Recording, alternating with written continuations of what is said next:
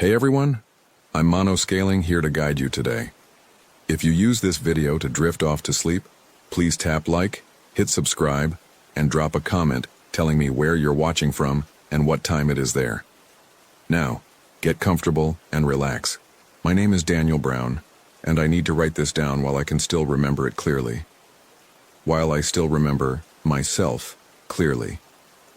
3 weeks ago, my girlfriend Maya and I drove our RV to Ocala National Forest in Central Florida. We'd been planning the trip for months, a full week off the grid, just the two of us, trying to salvage what was left of a relationship that had been slowly crumbling for the better part of a year. Maya worked 60-hour weeks at a law firm in Jacksonville, and I'd been between jobs since my company downsized in March. The dynamic had shifted. I could feel her looking at me differently, like I was a project she was too tired to fix. The RV was a 2015 Winnebago we'd bought used the previous summer, 26 feet, barely broken in, with a full kitchen and a bathroom that worked most of the time. We'd taken it out twice before, once to the Keys, once to Savannah, but this was supposed to be different. This was supposed to be healing. We arrived at the campground on a Tuesday afternoon. The place was called Juniper Springs Recreation Area, tucked deep in the forest off Highway 40. The woman at the check-in booth was maybe 60, with sun-damaged skin and a voice like gravel. She handed us a map and circled our spot in red pen. Site 14, she said. Back near the creek. Pretty isolated this time of year. Perfect, Maya said, forcing a smile. The woman looked at me, then back at Maya.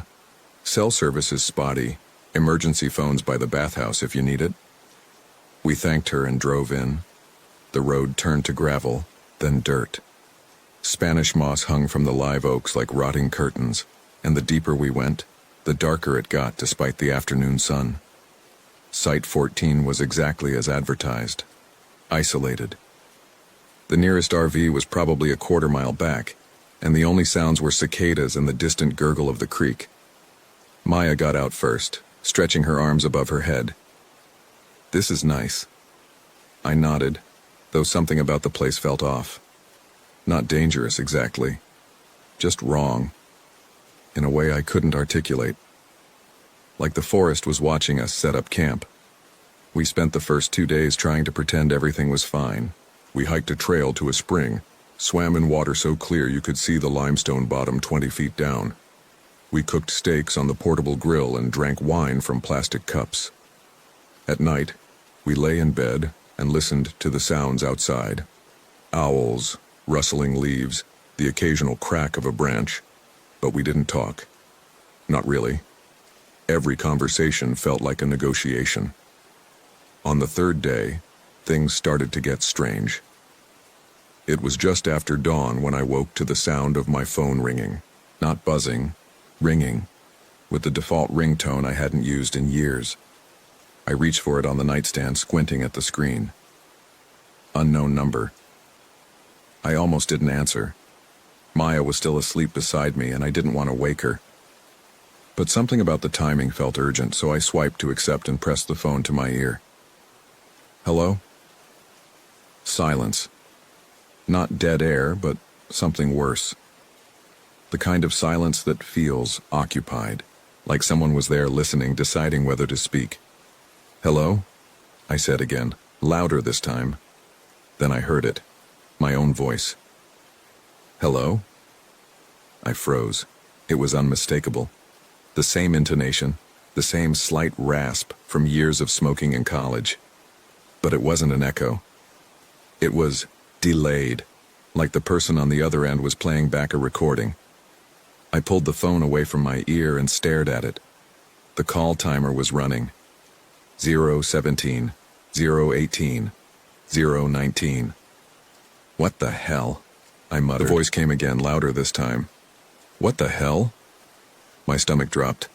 I hung up immediately and sat there holding the phone in both hands, my pulse hammering in my ears. Maya stirred beside me. Who was that? She mumbled. Wrong number. She didn't press. She never did anymore. I tried to forget about it.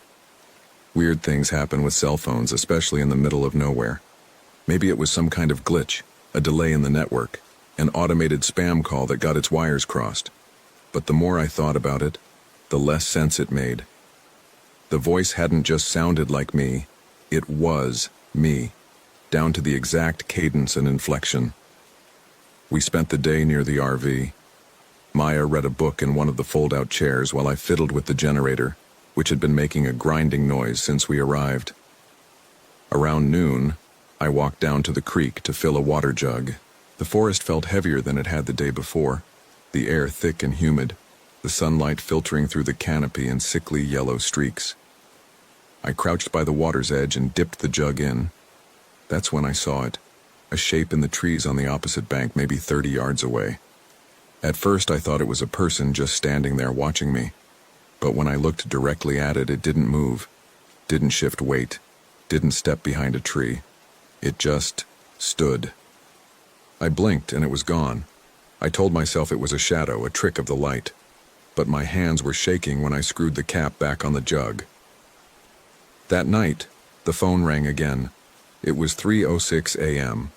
I know because I checked the clock on the microwave when I stumbled out of bed.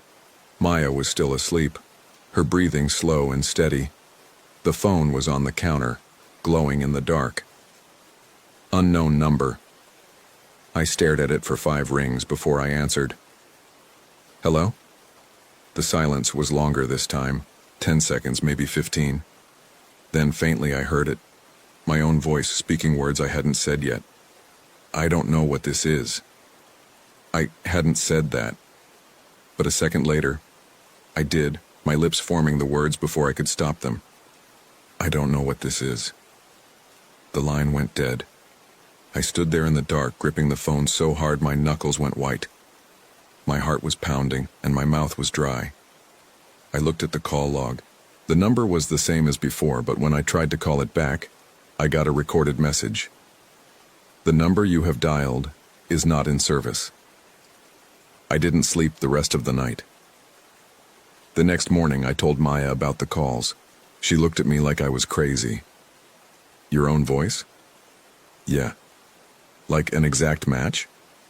Yes. She frowned, setting down her coffee. That's weird. I know. Could it be a prank? Maybe someone cloned your voice or something. Isn't that a thing now? I don't know, I said. But it wasn't just the voice, it was saying things I was about to say, like it knew. Maya didn't respond right away. She looked out the window at the trees, her jaw tight. Finally, she said, maybe we should leave. We've got 3 more days. So, we can leave early. And go where? Back to the apartment? Back to you working 80 hours a week while I sit around applying for jobs I'll never get? It came out harsher than I meant it to, and I regretted it immediately. Maya's face hardened. Fine, she said. Stay. But if that phone rings again, I'm not answering it. It rang again that afternoon. We were outside trying to start a fire in the ring.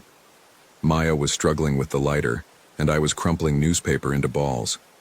My phone was on the picnic table, and when it started ringing, we both froze. Unknown number. Don't answer it, Maya said. I didn't move. The phone rang again, and again. Daniel, I'm serious, don't. But I couldn't help myself. I picked it up and swiped to accept. Hello? This time, the silence was shorter. Almost immediately, I heard my voice again, not repeating what I just said, but something different. Something wrong. She's not real. I looked at Maya. She was staring at me, her face pale. What did it say? She asked. I hung up. Nothing, just static. She didn't believe me. I could see it in her eyes. That night, I couldn't sleep. Maya had gone to bed early, locking herself in the bedroom without a word. I sat in the driver's seat of the RV, staring out at the dark woods, the phone on the dashboard in front of me. It rang at 3:06 a.m. again. This time I answered without hesitation. What do you want? There was a pause. Then my voice came through clear as day. I'm in the woods. My blood went cold. I looked out the windshield, scanning the tree line. Nothing. Just shadows. Where? I asked. Behind you. I turned around slowly, my heart hammering. The RV was empty. The bedroom door was still closed. "Who is this?" I said, my voice cracking. The voice, my voice, laughed. It was a sound I'd never made before, low and humorless. "You already know." The line went dead. I didn't tell Maya about that call.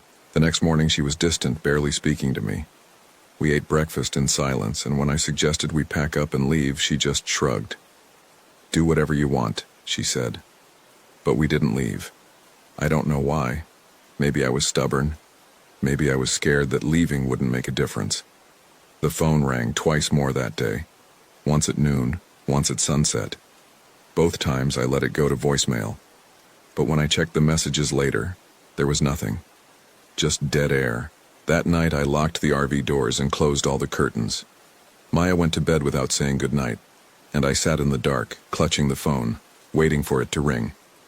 It did, at 3:06 a.m. I answered. "Hello?" This time the voice didn't speak right away. I could hear something in the background. Breathing, maybe, or the sound of wind through trees. Then, finally, my voice came through. "Come outside." "No." "Come outside, Daniel. I'm not going anywhere." There was a pause. Then the voice said something that made my skin crawl.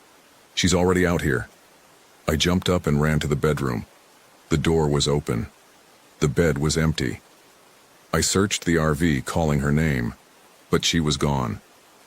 I threw open the door and stepped outside, my breath fogging in the cold night air. The woods were pitch black, the only light coming from the RV's interior. "Maya!" I shouted. Nothing. I grabbed a flashlight from the cabinet and started walking toward the creek, my pulse pounding in my ears. The beam cut through the darkness, illuminating gnarled tree trunks and tangled undergrowth. I called her name again and again, but the forest swallowed the sound. Then I saw it, a figure standing by the water, maybe 50 yards away. I froze, the flashlight beam trembling in my hand. It was Maya, or at least, it looked like her. She was facing away from me, motionless, her arms hanging at her sides. "Maya?" She didn't turn around. I walked toward her slowly, my legs heavy, my chest tight. "Maya, what are you doing out here?"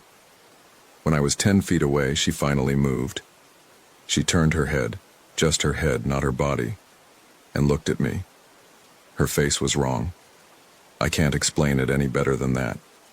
It was her face, her features, her eyes, but something about it was off, like a photograph that had been slightly distorted, stretched in ways that shouldn't be possible. "Daniel," she said, and her voice was wrong too, flat, emotionless, like she was reading from a script. "What's going on?" I asked, my voice shaking. She turned the rest of her body to face me, and that's when I saw it, the phone in her hand, pressed to her ear. "Who are you talking to?" I said. She didn't answer. She just smiled, and it was the worst smile I've ever seen. Too wide, too many teeth. Then she held the phone out toward me. "It's for you," she said. I didn't take it. I backed away, my flashlight beam dancing across her face. She stepped toward me, still holding out the phone. "Take it," she said. "No." "Take it, Daniel." I turned and ran. I didn't look back. I just ran, stumbling through the trees, branches clawing at my face, my breath coming in ragged gasps. Behind me I could hear her footsteps. Slow, deliberate, unhurried. I made it back to the RV and slammed the door shut, locking it behind me.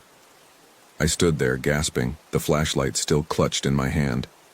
I waited for her to follow, to pound on the door, to scream my name. But she didn't.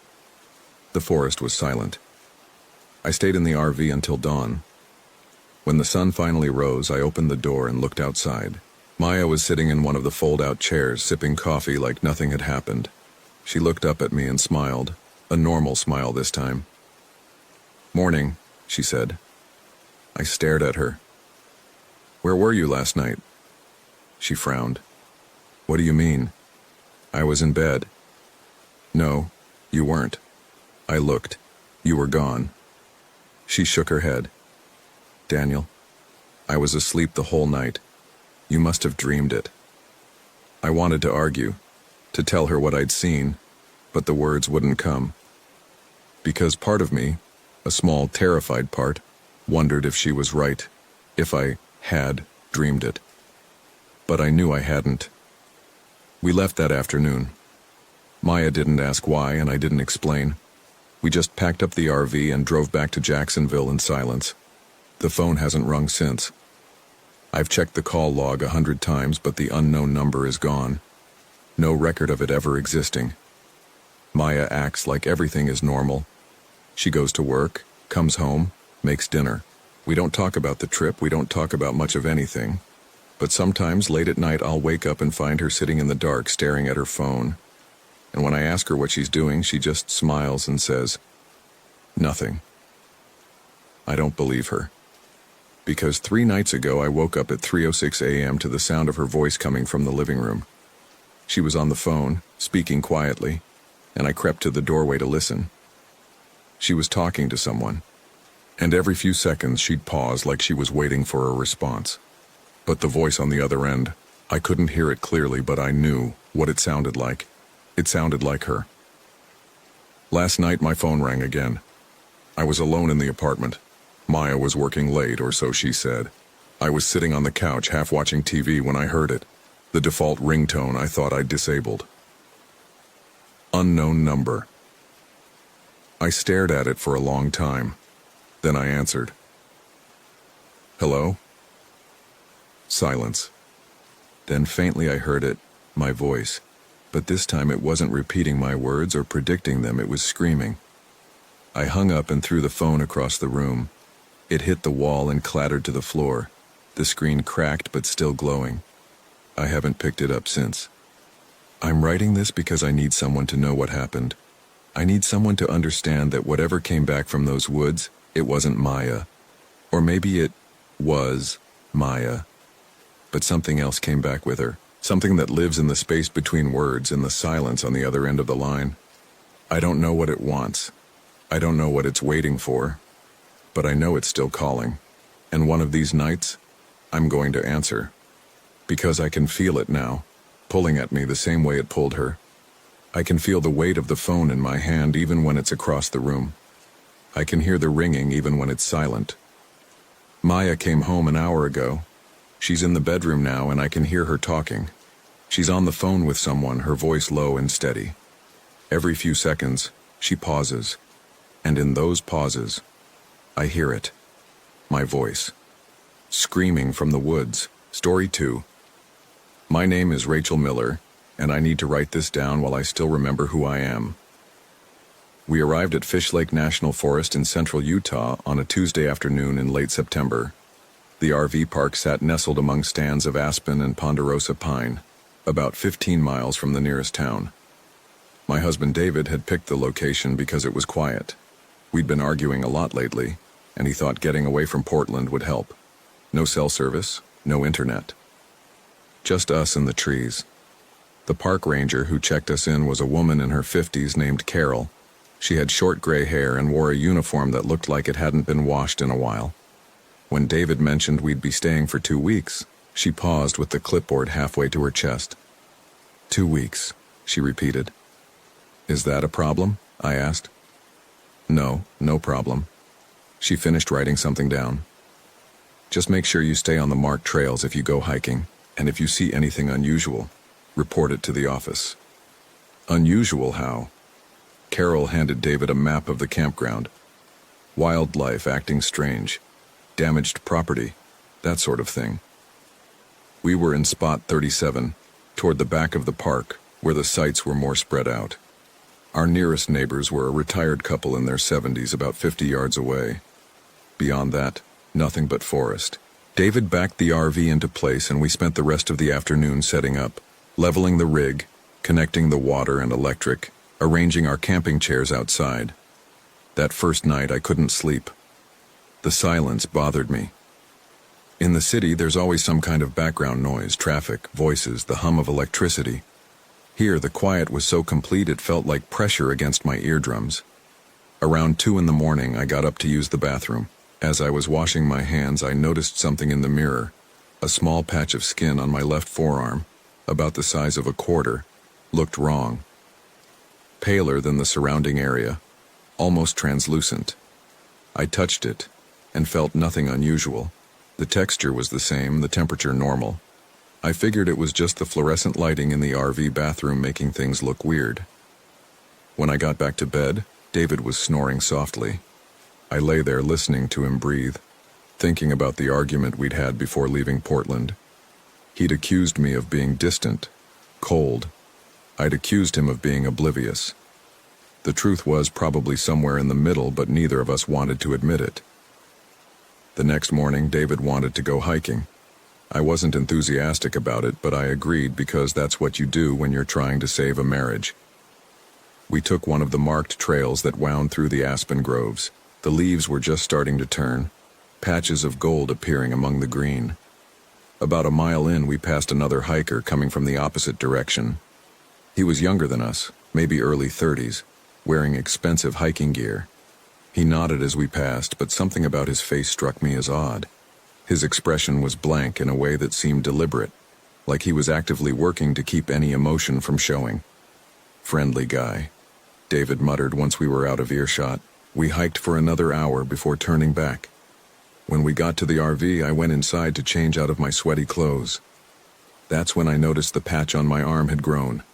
It was now the size of a silver dollar, and when I looked closer, I could see tiny cracks running through it like dried mud. I showed David. He squinted at it and shrugged. "Probably just dry skin. We're at higher elevation here. Use some lotion." I did use lotion. It didn't help. That night we made dinner on the propane stove. Pasta with jarred sauce, nothing fancy. As we were eating, David started telling me about an article he'd read about the aspen trees in Fish Lake. Apparently there was a massive grove nearby called Pando that was actually a single organism. Thousands of individual tree trunks all connected by one root system. The whole thing weighed something like 6 million kilograms and was tens of thousands of years old. "Imagine being that old," he said, twirling spaghetti around his fork. "Watching everything change around you while you just keep spreading, keep growing." "Sounds lonely," I said. He looked at me for a moment, then went back to his food. After dinner, we sat outside and watched the sunset. The retired couple from the nearby RV walked past and we waved. They waved back but didn't stop to chat. As the light faded, I noticed something moving between the trees about 30 yards from our site. At first I thought it was a deer, but the movement was wrong, too deliberate, too upright. I was about to mention it to David when it stepped behind a thick ponderosa and didn't reappear. "I'm going to bed," David announced, standing and stretching. "You coming?" "In a minute." I sat there alone for a while, listening to the sounds that emerged as darkness settled. Crickets, wind through the pines, something that might have been an owl. When I finally went inside, David was already asleep. I lay awake again, staring at the ceiling of the RV. My arm itched where the patch had appeared. I scratched at it without thinking, and when I pulled my hand away, I felt something flake off under my fingernails. In the dim light from the window, I could see what looked like tiny scales caught beneath them. The next morning, the patch had spread to the size of my palm. The skin there had taken on a strange quality. Still pale, but now with a faint iridescence like the inside of an abalone shell. The cracks had deepened into actual fissures. When I bent my arm, I could feel the edges catching and pulling. David noticed while we were having coffee. "Jesus, Rachel, that looks worse. Maybe we should drive into town, find a clinic." "It's just eczema or something. I've had it before." "Not like that, you haven't." "I'm fine." But I wasn't fine. And I knew it. There was something happening to my arm that had nothing to do with dry skin or elevation. Something that made me think of Carol's warning about reporting unusual things. I didn't want to leave the campground, though. The idea of getting in the car and driving filled me with an inexplicable anxiety. Like if I left, I wouldn't be able to come back. Which made no sense, but the feeling was strong enough that I insisted we stay. That afternoon, David went for a walk by himself. I stayed at the RV, sitting in one of the camping chairs and trying to read a book I'd brought. The words kept blurring together. I found myself looking at my arm instead, watching the way light played across the strange new surface. A shadow fell across my lap. I looked up to see the young hiker from the previous day standing about 10 feet away. Up close, I could see his face more clearly. The blank expression I'd noticed before was even more pronounced. His eyes tracked me without blinking. "Can I help you?" I asked. He didn't respond immediately, just kept staring. Then slowly he raised his right hand and pushed up the sleeve of his shirt. His entire forearm was covered in the same iridescent cracked skin that had appeared on mine. But his was more advanced. The fissures had opened into actual gaps, revealing something underneath that wasn't muscle or bone. Something that looked almost crystalline. "It spreads faster if you try to leave," he said. His voice was flat, emotionless. I tried to drive to the ranger station on my third day. Made it about a mile before I had to turn back. By the time I got back here, my whole arm looked like this. "What is it?" "I don't know. But it's not just the skin." He pulled his sleeve back down. "It gets into your head too. Makes you think differently. Want different things." "What kind of things?" He smiled, and it was the first expression I'd seen on his face. It wasn't reassuring. "You'll find out." Then he turned and walked away, disappearing into the trees.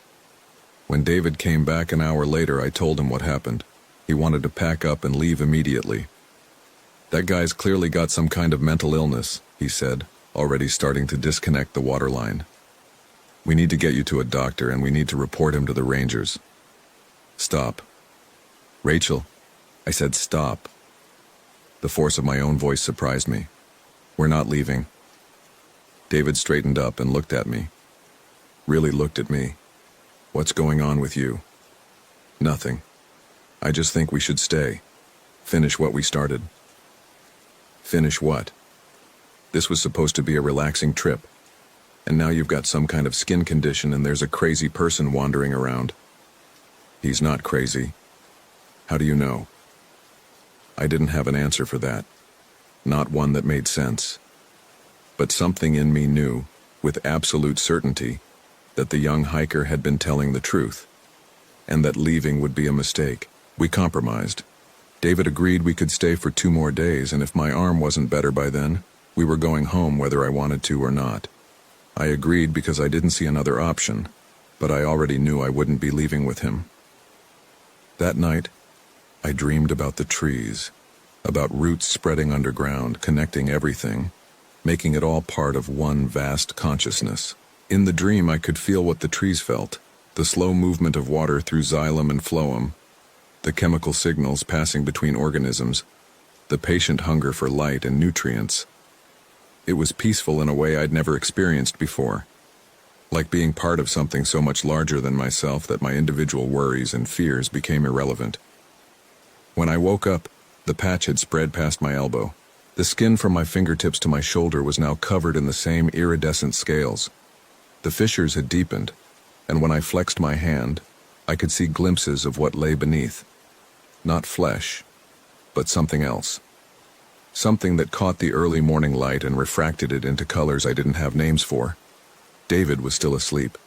I got dressed carefully, pulling on a long-sleeved shirt to hide my arm, and went outside. The sun was just starting to come up, painting the aspen leaves gold and orange. The air smelled like pine resin and earth. Carol was walking past our site doing her morning rounds. When she saw me, she stopped. "How long have you been here?" she asked. 4 days. She nodded slowly, like this confirmed something she'd suspected. "Let me see your arms." I didn't ask how she knew, just pushed up my sleeve. She studied the scales for a long moment, then looked at my face. "It's happened to others. Not many, but a few over the years. We don't really understand it.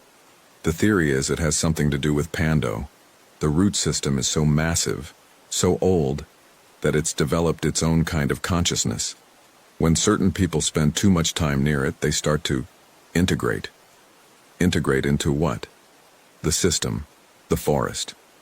Pando doesn't distinguish between tree and animal and human. It just recognizes living tissue and tries to connect to it, incorporate it. Most people aren't susceptible, but some are. She gestured at my arm. The ones who are tend to be. She paused, searching for words. Unhappy, disconnected, looking for something they can't name. I thought about the arguments with David, the growing sense of isolation I'd felt even before we came here, the feeling that I was going through the motions of being a person without actually being one. What happens to them? I asked. The ones who integrate? They stop being what they were, become something else, part of the forest. She looked toward the trees.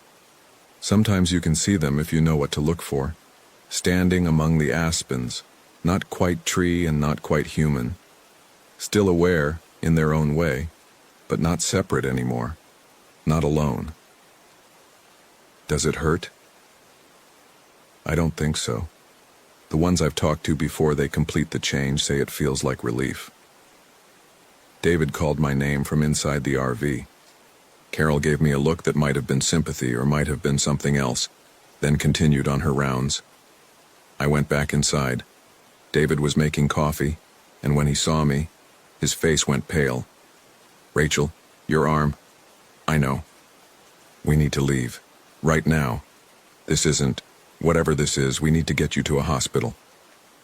I sat down at the small dinette table. The scales on my arm shifted and caught the light. I'm not going. What are you talking about? I mean, I'm not leaving. You can go if you want, you should go. But I'm staying. You're not making sense. I'm making perfect sense.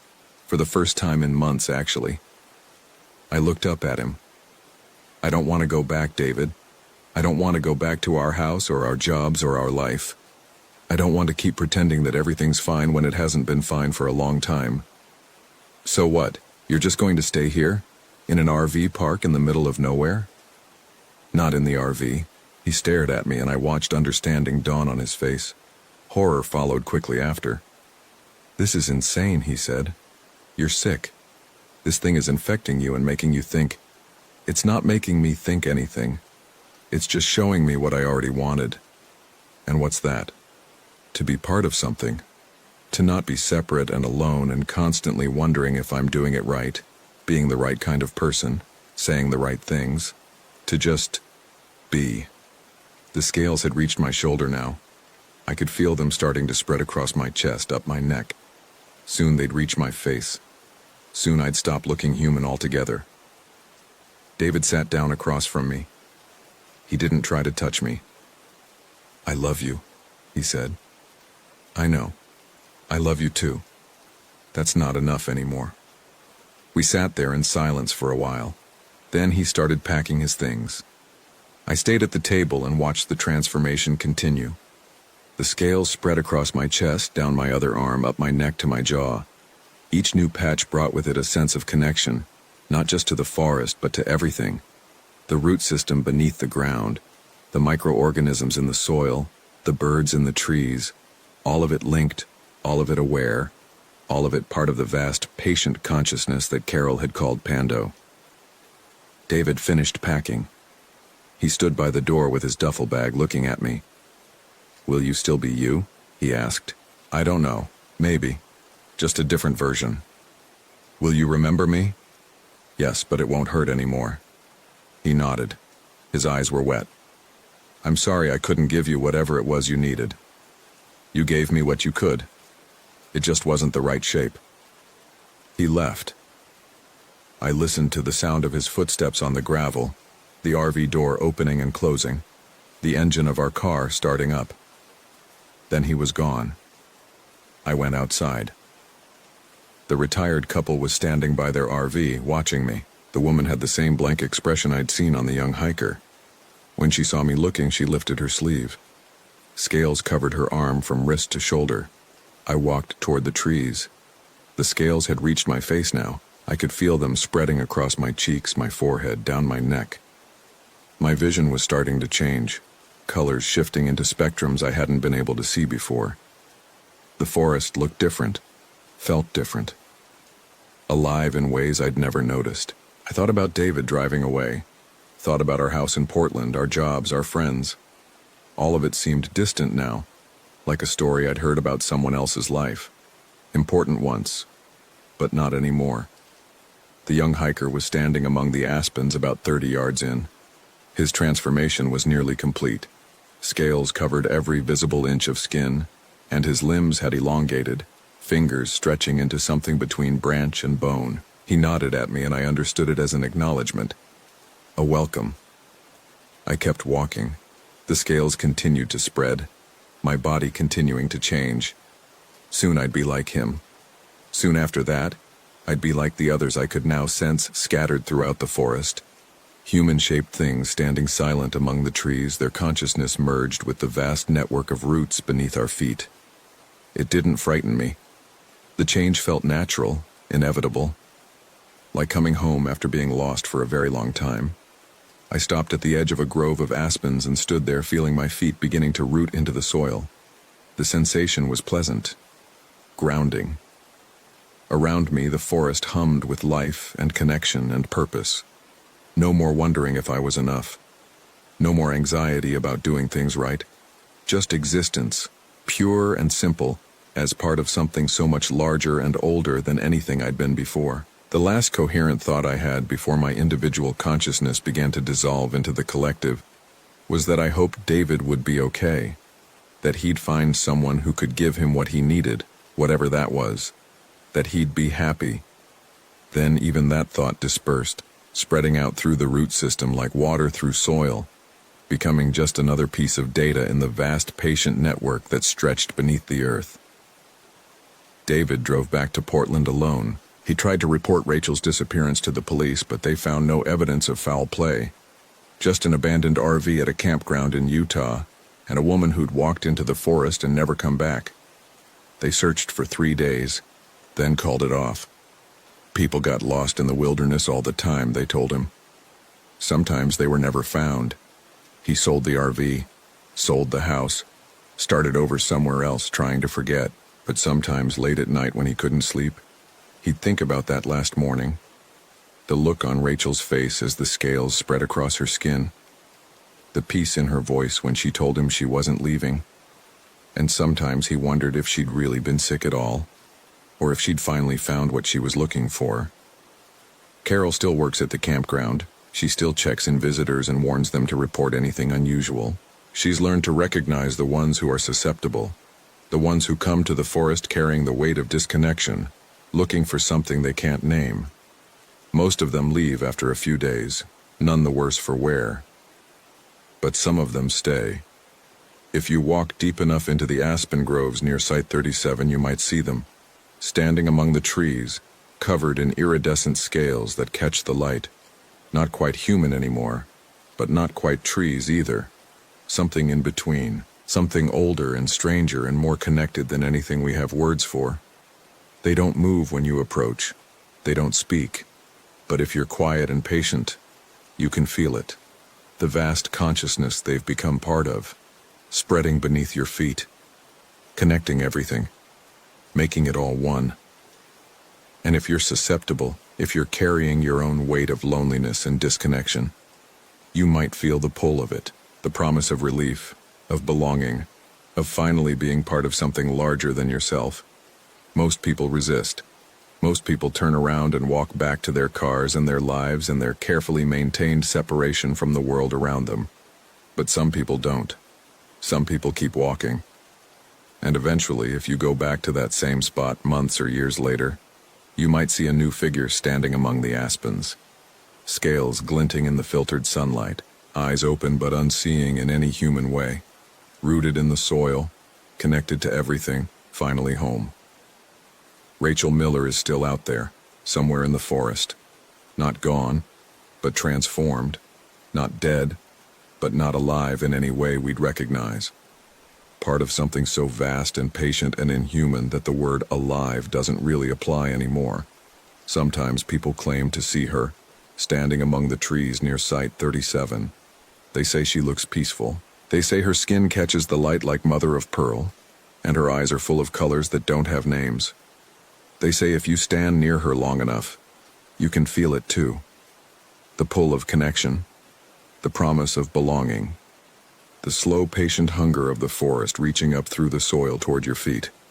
Most people don't stay long enough to find out what happens next, but some do.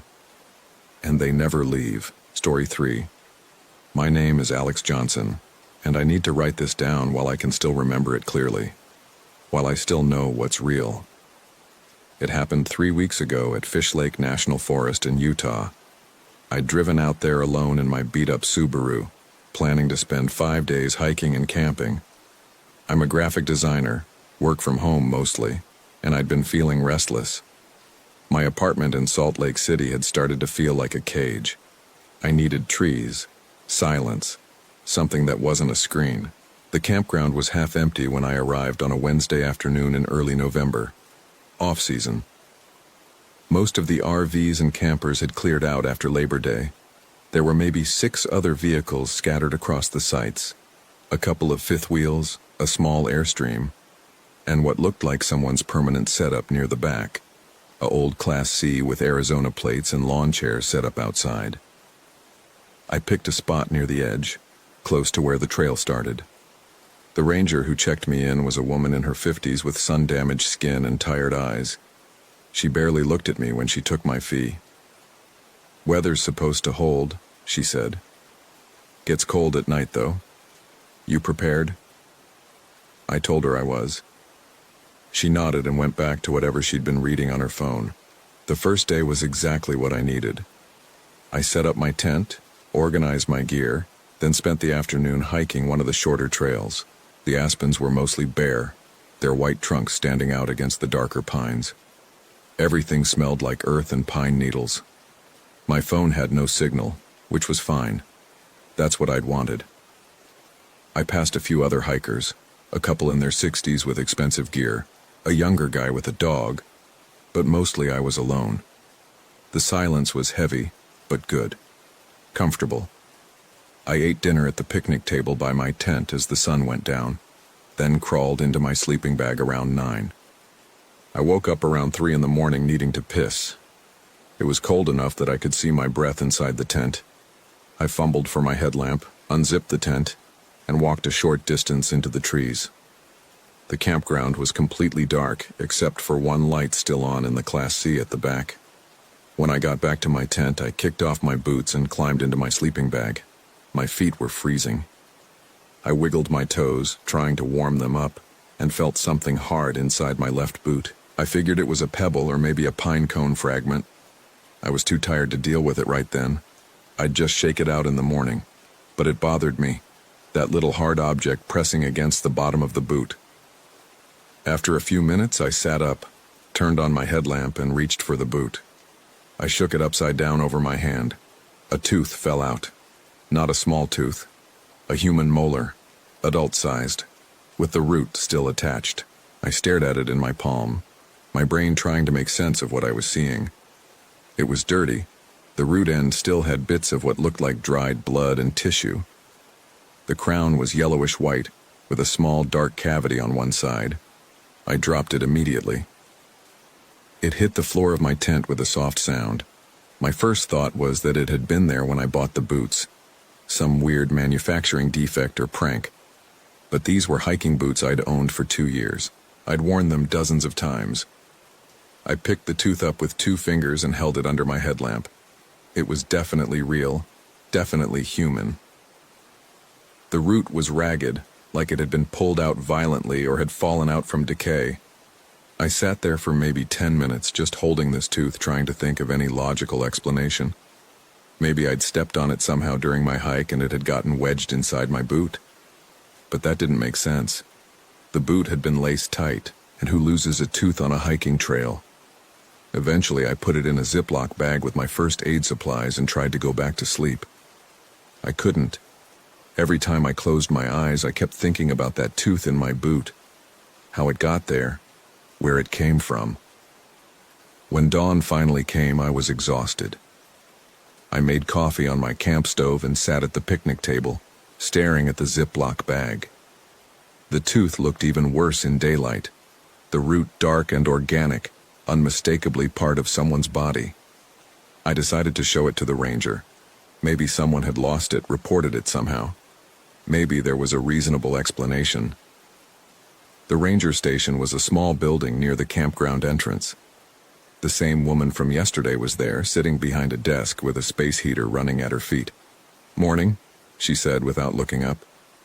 "Hey, I found something weird." I pulled out the Ziploc bag and set it on her desk. She glanced at it, then did a double take. Her expression didn't change much, but something shifted in her eyes. "Where'd you find this?" "In my boot. This morning. I mean, I found it at 3 a.m., but in your boot."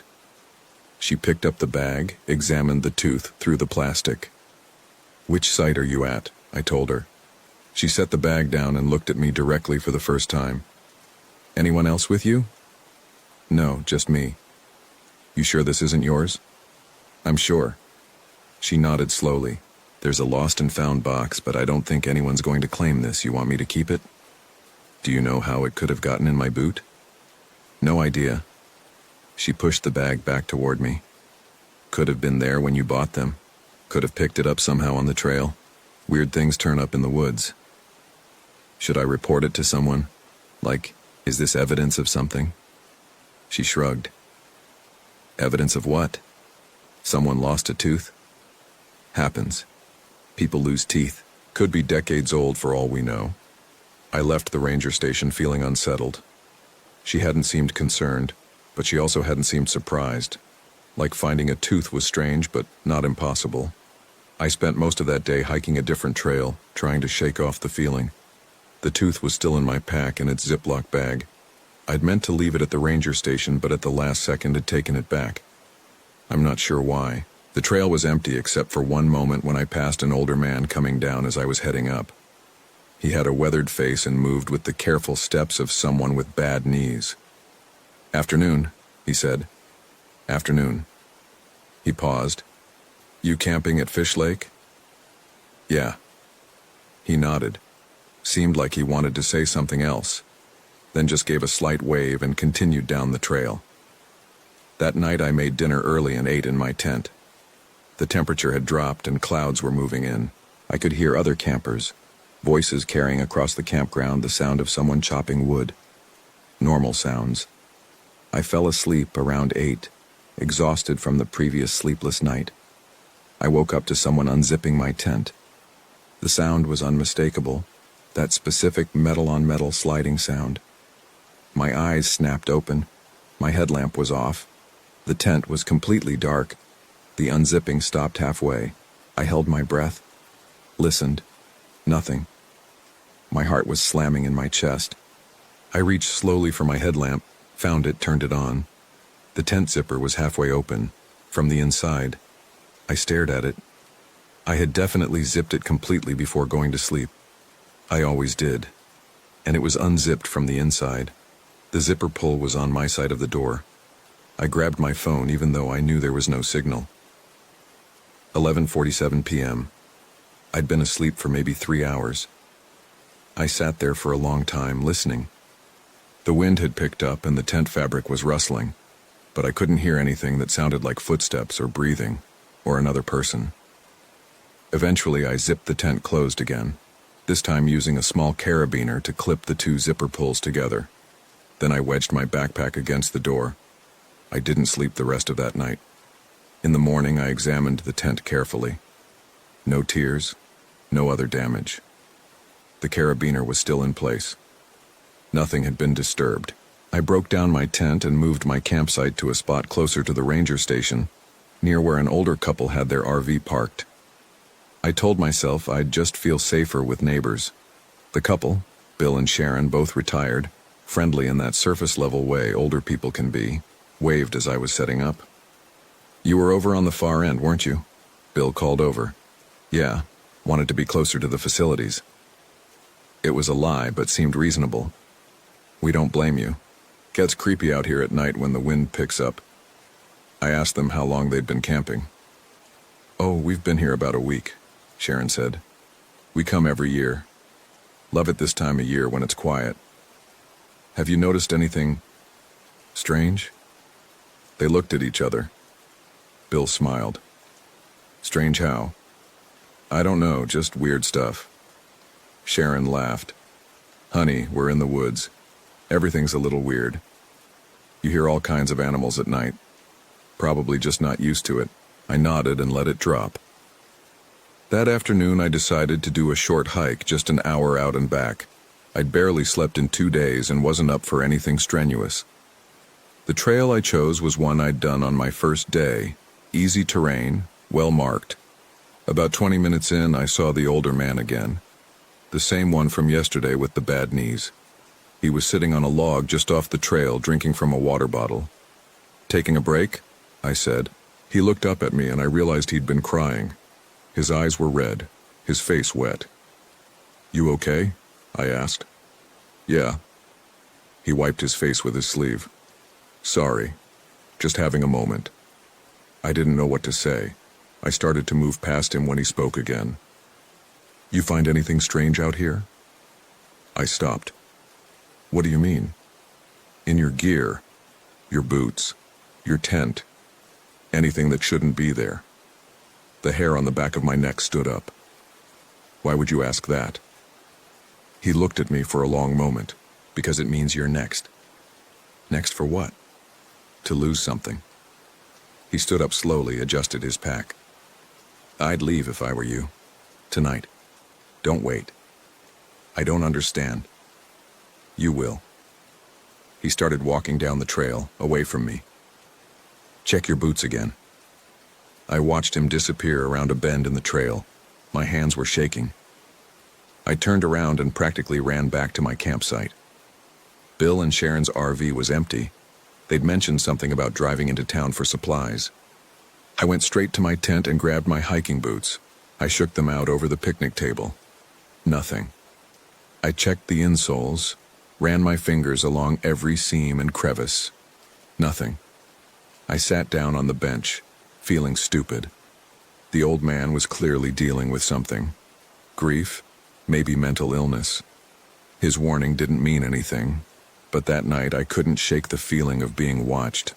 I kept the carabiner on my tent zipper, kept my headlamp and knife within reach. Every sound made me flinch. Branches breaking, the wind, other campers moving around in the dark. Around midnight I heard it. Footsteps. Not animal footsteps. Human footsteps, crunching through the leaves and pine needles. Slow, deliberate, circling my tent. I turned on my headlamp, unzipped the tent door part way. Nothing. Just darkness and trees and the other campsites with their dim lights. The footsteps had stopped. I zipped the tent back up and sat there, knife in hand, waiting. At 3 a.m. my watch alarm went off. I'd set it as a reminder to take some ibuprofen. My shoulder had been bothering me from carrying my pack. I turned off the alarm and reached for my water bottle. That's when I noticed my right boot. It was inside the tent, right next to my sleeping bag. I hadn't brought my boots inside, I never did. They were muddy and I always left them outside under the rainfly. I stared at the boot, my mind racing. Had I brought them in without thinking? Was I that tired? I picked it up slowly. It was heavy, heavier than it should be. I turned it upside down. 3 teeth fell out. Not molars this time. Front teeth. Incisors. One of them still had a piece of gum tissue attached. I made a sound, not quite a scream, more like a choked gasp. I scrambled backward in my sleeping bag away from the teeth. They lay there on the tent floor, small and white and impossibly wrong. I grabbed my phone, my headlamp, my knife. I didn't bother with my boots or my pack. I unzipped the tent and ran. I ran to Bill and Sharon's RV and pounded on the door. "Help! Please, I need help!" No answer. I pounded again, harder. "Bill, Sharon!" The RV was dark, silent. I tried the door handle, unlocked. I opened it. "Hello? I'm sorry to barge in, but..." The smell hit me immediately. Copper, and something worse. Something organic and wrong. I shined my headlamp inside. Bill was sitting at the small dinette table. His mouth was open, his lips pulled back in something like a smile. His mouth was completely empty. No teeth at all, just bloody gums. Sharon was in the back, on the bed. Same thing. Mouth open, empty, blood dried dark on her chin and neck. I backed out of the RV, tripped over the steps, fell hard on my back. I couldn't breathe, couldn't think. I got up and ran to the ranger station. The lights were on. I burst through the door. The ranger was there, sitting at her desk exactly like before. She looked up at me calmly. Something wrong? Bill and Sharon, they're dead. Someone killed them. Who? The couple. In the RV. Their teeth. Someone took their teeth. She stood up slowly. Show me. We walked back to the RV. My legs felt weak. I couldn't stop shaking. The ranger climbed the steps and looked inside. She was in there for maybe 30 seconds, then came back out. There's no one in there. What? RV's empty. No people, no blood, nothing. But I saw... You saw wrong. She looked at me carefully. How much sleep have you gotten the last few nights? I know what I saw. Listen to me. Her voice was firm now, not unkind. You're exhausted. You're alone out here. Your mind is playing tricks, I've seen it before. Happens to solo campers sometimes. The isolation gets to them. This isn't... I found teeth. In my boot.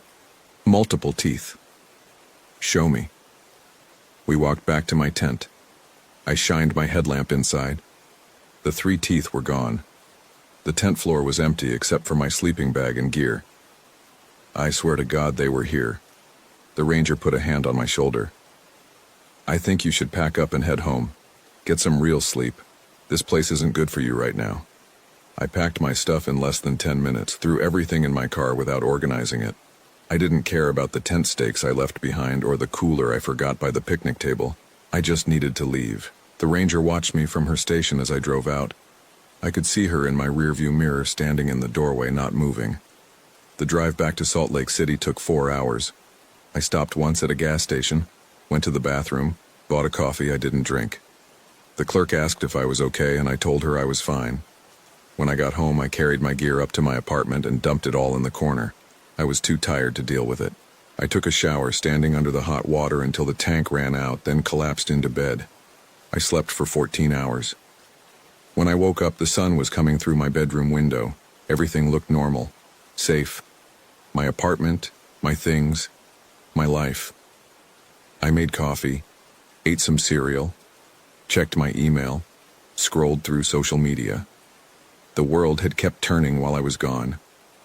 Around noon, I decided to start unpacking my camping gear. I'd need to clean everything, make sure nothing was damaged or dirty. I emptied my backpack first. Sleeping bag, camp stove, first aid kit, everything was there. Then I started on my boots. I picked up the right boot and turned it upside down, just to make sure there was no dirt or debris inside. Something small and white fell out and landed on my carpet. A tooth. A tiny tooth. A child's baby tooth. I stared at it.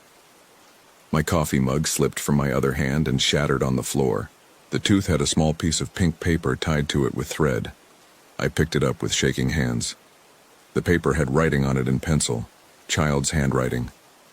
For the tooth fairy. Love, Emma. That was 3 weeks ago. I threw the tooth away immediately.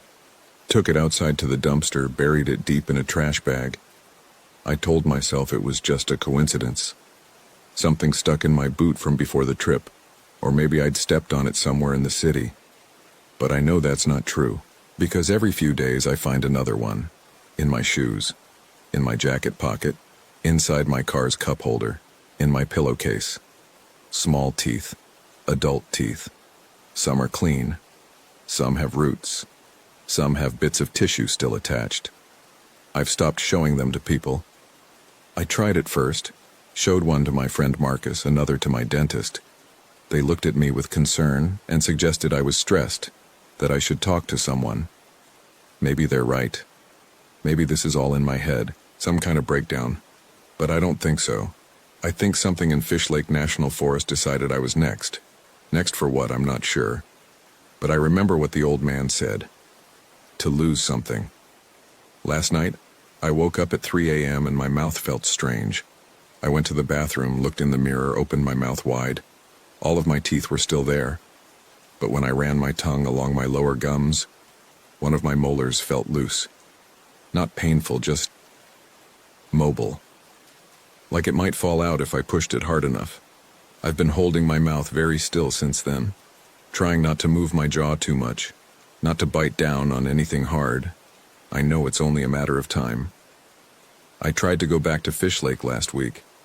I wanted to find the ranger, find that old man, find anyone who could explain what's happening to me. But when I got to the turnoff, my car wouldn't take it. The steering wheel felt locked. No matter how hard I tried to turn, the car kept going straight on the highway. I drove for another hour, then turned around and came home. I'm writing this because I need to document what's happening while I still can, while I can still remember what's real. The loose tooth is wobbling more now. I can feel it with my tongue, hanging on by what feels like a thread of flesh. I wonder where it will end up. In someone's boot at Fish Lake, probably. In their tent, or their pocket, or their car. I wonder if they'll report it, if they'll show it to the ranger, if she'll look at them with those tired eyes and tell them that weird things turn up in the woods. I wonder if they'll come looking for answers like I did. I wonder if they'll find me. My mouth tastes like copper now. The tooth is barely attached. I can feel it shifting every time I breathe. I should pull it out. Just get it over with. But I'm afraid that if I do, if I take that first one out myself, the rest will follow. All of them, falling out like dominoes, leaving my mouth empty and bloody and wrong. So I'm sitting here at my kitchen table, typing this with one hand while the other covers my mouth, trying to hold everything in place just a little bit longer. Outside my window, it's starting to get dark, and I can hear footsteps in the hallway, slow and deliberate, stopping at my door. I think they've come to collect. My name is Marcus Webb. I'm writing this from a hospital bed in Moab, Utah, though the doctors say there's nothing physically wrong with me. They keep asking if I want to talk to someone, a therapist, a counselor, anyone who can help me process the trauma. But how do you process something when you're not even sure what happened? It started 3 weeks ago when my girlfriend Claire and I decided to take a long weekend camping trip to the San Rafael Swell. Claire had been planning it for months, obsessing over gear reviews and trail maps, printing out articles about the best dispersed camping spots. She'd been working insane hours at her architecture firm, pulling consecutive all-nighters on a hotel project in Denver. And I think she saw this trip as some kind of reset button, a chance to disconnect and remember why we'd moved to Colorado in the first place. I wasn't as enthusiastic. I'd grown up camping with my family every summer, but those trips had ended badly. My younger sister Maya had wandered off during a hike in the flat tops when she was 7.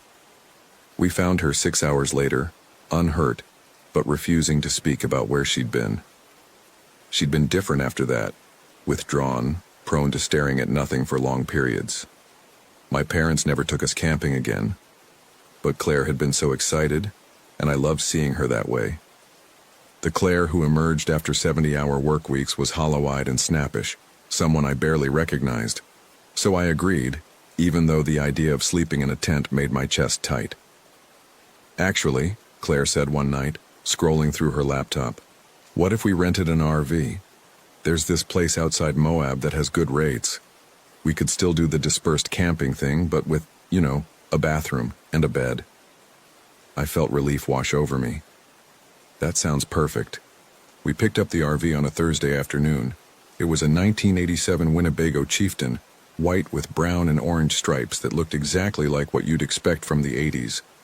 The rental guy, whose name tag said Denny, was maybe 60, with sun-damaged skin and yellow fingernails. She's a beaut, he said, patting the RV's side like it was a horse. Rebuilt the engine myself last year. You folks heading to the swell? That's the plan, Claire said. Denny's expression shifted slightly. Whereabouts? We were thinking somewhere off Temple Mountain Road, Claire said, away from the crowds. Denny looked at the RV, then back at us. You might want to stick closer to the main areas. Cell service gets real spotty once you head toward the swell's interior. That's kind of the point, I said, trying to sound friendly. Right. He handed Claire the keys. Just, if you see any old trail markers, the wooden ones with paint, don't follow them. Most of those date back to uranium mining days. Half of them lead to shafts that aren't marked on any modern maps. We'll be careful, Claire assured him. Denny nodded, but didn't look reassured. As we pulled out of the lot, I saw him in the side mirror, still watching us. The drive from Moab to the San Rafael swell takes about an hour. The landscape shifts from red rock formations to high desert, with the swell rising in the distance like a massive stone wave, frozen in time. Claire drove while I navigated, though the directions were simple enough. Follow Highway 24 west, then turn onto Temple Mountain Road. The road turned to graded dirt after about 10 miles. We passed a few other vehicles heading back toward the highway, most of them pulling camping trailers or hauling ATVs. Claire had researched several potential camping spots, all of them accessible by high-clearance vehicles but remote enough to feel isolated. "There," she said, pointing to a side road that was really just 2 tire tracks through sagebrush. "According to the GPS, there's a flat area about half a mile down this way, right near a wash." The RV handled the terrain better than I expected, though I gripped the door handle every time we dipped into a rut. The landscape here was otherworldly. Layered rock formations in shades of red, orange, and cream, punctuated by dark green juniper trees. In the late afternoon light, everything seemed to glow. We found the spot exactly where Claire's GPS said it would be. A level area of packed dirt and sand, maybe 50 yards from a dry wash. The nearest visible road was the one we'd driven in on, and I couldn't see any other signs of human presence. No tire tracks, no fire rings, nothing. "Perfect," Claire said, killing the engine. It was perfect. Too perfect, maybe. The silence after the engine died was total. No birds, no insects, no wind. Just the tick of cooling metal in our breathing. Claire must have noticed my expression. "You okay?" "Yeah," I said, just taking it in. We spent the next hour setting up. Not that there was much to do. The RV was self-contained, and we didn't plan on building a fire until later. Claire pulled out her camp chair and a book, some literary novel about grief that had been on her nightstand for months. I grabbed 2 beers from the cooler and joined her outside. The sun was setting, painting the rock formations in shades of pink and gold. It should have been beautiful. It was beautiful. But something felt off in a way I couldn't articulate, like the landscape was waiting for something. "Hey," Claire said, nudging my foot with hers. "No work thoughts allowed." That was the deal. "I'm not thinking about work." "Then why do you have your thinking about work face?" I smiled. "This is just my face." She threw a pebble at me. "Liar. But seriously, you seem tense. We can go back if you're not feeling it." "No," I said quickly. "No, I'm good.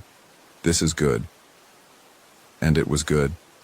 We watched the sunset, drank our beers, made dinner on the RV's tiny stove. Claire talked about maybe taking a sabbatical, doing some traveling. Not Instagram traveling, she clarified. Real traveling. Like rent an apartment in Lisbon for 3 months and just exist. Would you ever want to do something like that? With you? Yeah, of course. She smiled. The first genuine smile I'd seen in weeks. "I love you, you know that?" "I love you too." As darkness fell, the temperature dropped fast. We retreated into the RV and played cards by the overhead light, drinking wine and laughing at nothing. Around 10, Claire started yawning. "I'm going to crash," she said. "You coming?" "In a bit. I want to finish this." I gestured to my wine. "Don't stay up too late. I want to get an early start tomorrow. There's this slot canyon I want to hike before it gets hot." She kissed me and disappeared into the back bedroom. I sat at the dinette table, nursing my wine and scrolling through my phone. No service, as expected. The offline maps still worked, showing our location as a blue dot in an expanse of tan and green. I don't know what made me look out the window. Maybe a sound, though I don't remember hearing anything. But I looked, and that's when I saw it. A sign. Wooden, weathered, maybe 4 feet tall. It was planted in the ground about 20 yards from the RV, visible in the moonlight. I hadn't seen it when we'd arrived, and I was certain, absolutely certain, it hadn't been there when we'd watched the sunset. I stared at it through the window, my wine forgotten. The sign had something written on it, but I couldn't make out the words from this distance. It looked old, the kind of hand-painted trail marker Denny had warned us about. My first thought was that we'd simply missed it in the fading light. But that didn't make sense. We'd walked all around the campsite, and Claire had specifically checked for hazards like old mine shafts or unstable ground. There was no way we could have missed a 4-foot sign. I should have stayed inside. Every instinct told me to lock the door and forget about it until morning. But curiosity overrode common sense. I grabbed my headlamp and quietly opened the RV door, careful not to wake Claire. The night air was cold and perfectly still. My breath formed clouds that dissipated slowly. I clicked on the headlamp and walked toward the sign, my footsteps crunching on the sandy soil. As I got closer, I could make out the text. It was painted in faded red letters, uneven and hand-done. Home. That was it. Just the word home, and an arrow pointing east, deeper into the swell. I stood there, illuminated by my headlamp, trying to make sense of it. Home. Whose home? There was nothing out here.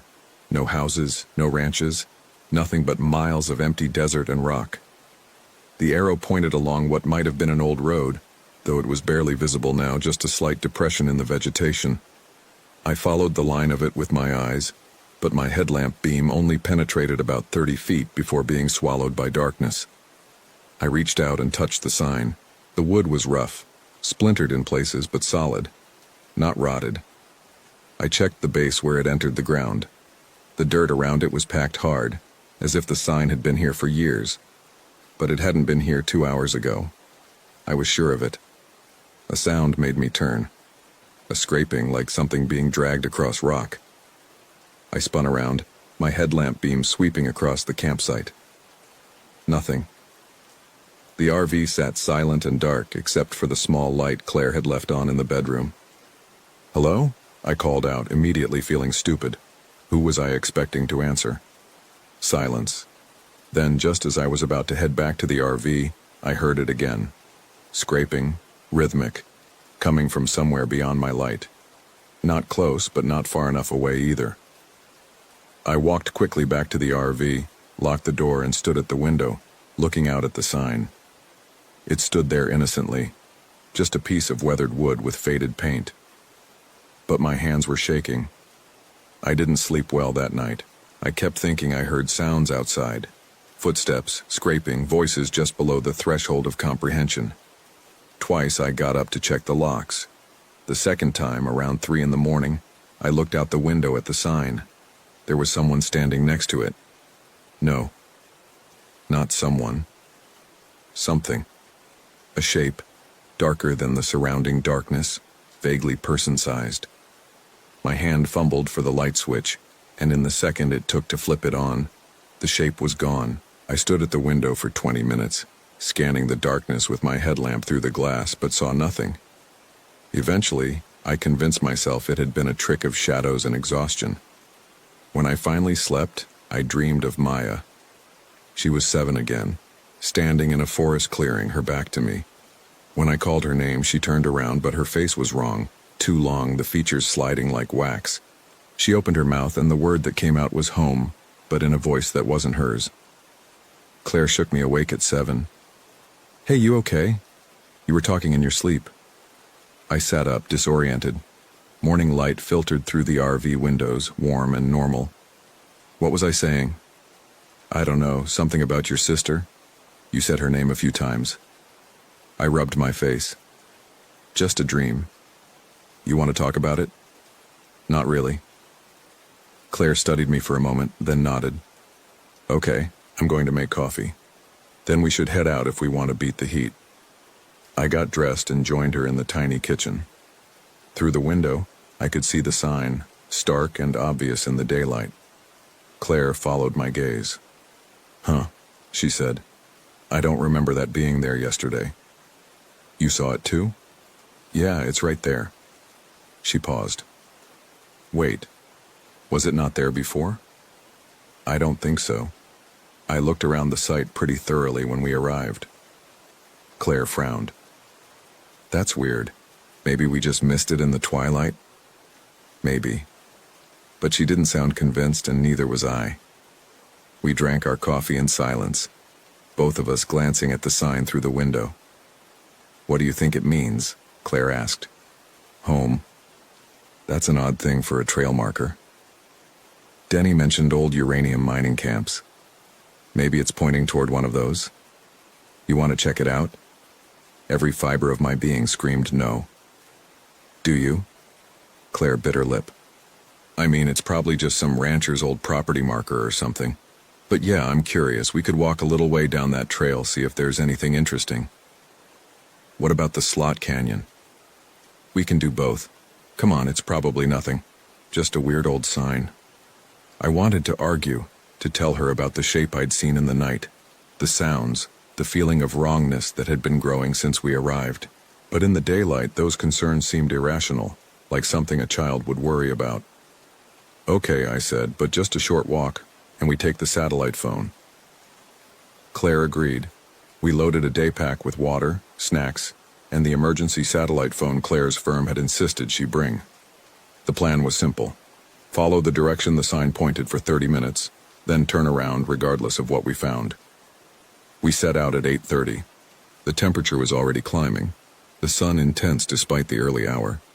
The trail the sign pointed toward was barely visible, just a slight indentation where vehicles had once driven, now overgrown with rabbit brush and bunch grass. "This definitely hasn't been used in a while," Claire observed, using her hiking pole to push aside a sage branch. The landscape here was different from the area around our campsite, more broken, with rocky outcrops and small canyons cutting through the terrain. Beautiful, but in a harsh way that made me feel small and exposed. We walked in silence, the only sounds our footsteps and breathing. After about 15 minutes, we came to another sign. This one was newer, or at least less weathered than the first. Same style, same red paint, but the letters were clearer. Almost home. The arrow pointed ahead, along what was now definitely a trail, not a road anymore, but a footpath, narrow and winding between rock formations. "Okay, this is genuinely weird," Claire said. "Who puts up signs like this?" "Maybe it's an art installation," I suggested, though I didn't believe it. "Like some desert artist's commentary on homecoming or whatever. Out here, where no one would see it." She had a point. We'd been hiking for 15 minutes and hadn't seen any sign of recent human presence. No footprints, no trash, no cairns or trail markers, except these strange signs. "I don't like this," I said. "Let's head back." Claire checked her watch. "We've only been walking 20 minutes, just 15 more. I want to see if there's anything at the end." I should have insisted we turn around. That's what I tell myself now, lying in this hospital bed. If I'd just put my foot down, insisted we leave, maybe things would have ended differently. But I didn't. I said okay, and we kept walking. The trail took us into a small canyon, its walls rising maybe 60 feet on either side.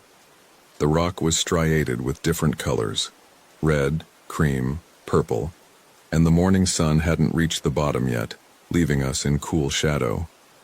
Our footsteps echoed slightly, and I found myself walking more quietly, though I couldn't have said why. 5 minutes into the canyon, we found the third sign. "Welcome home," no arrow this time. Just those two words painted on a sign that stood in the middle of the trail. And beyond it, set into the canyon wall, was a door. Not a cave entrance or a natural opening. An actual door, wooden, weathered with metal hinges and a rusted handle. It looked like it belonged on a farmhouse, not embedded in a cliff face in the middle of nowhere. "What the fuck?" Claire breathed. We approached slowly. The door was maybe 6 feet tall and 3 feet wide, set into the rock as if the canyon wall had been carved out specifically to accommodate it. Around the frame I could see chisel marks in the stone. "This is a mine entrance," I said, relief washing over me. "It has to be. That's why the signs. It's probably someone's old claim and they called it home or whatever. But why put in a door? And who maintains the signs?" Good questions. The door looked old, but not as old as it should have been if this was a Depression-era uranium mine. And the signs, especially the second two, were far too well preserved to have been here for decades. Claire reached for the handle. "Don't," I said sharply. She pulled her hand back, startled by my tone. "I was just going to see if it's locked. Denny told us not to mess with old mine shafts. He said not to follow unmarked trails to mines. This is marked, and it has a door, which means someone uses it or at least maintains it. Maybe there's a caretaker or something." "Then where are they? And why would they put up signs saying, 'Welcome home'?" Claire didn't have an answer for that. We stood there staring at the door, neither of us willing to touch it or turn away. That's when we heard the sound. A voice, muffled but distinct, coming from behind the door, singing. Someone was singing behind that door, their voice echoing as if in a large space. The song was familiar, an old tune my mother used to hum. "You are my sunshine." Claire and I looked at each other. The singing continued, female, soft, interrupted occasionally by what might have been laughter. "Hello?" Claire called out. The singing stopped abruptly. For a long moment there was silence. Then, "Who's there?" The voice was young, cheerful, not at all what I expected. Claire glanced at me, then called back. "We're just hikers. Are you okay in there?" Another pause. "I'm home. Are you home?" We're camping nearby," Claire said carefully. "Do you need help?" "Help?" The voice sounded confused. "No, I'm home. But you're not home. You should come home. It's nice here." Something about the way she said it, the cadence, the odd emphasis, made my skin crawl. "We should go," I said quietly to Claire. "In a second." "To the door." "Who are you? How did you get in there?" "I walked home. The signs showed me the way. They'll show you too. Just follow the signs home." "This isn't our home," Claire said. "Not yet, but it will be. It was made for us. All of us. Everyone who comes here." I grabbed Claire's arm. "We're leaving. Now." This time she didn't argue.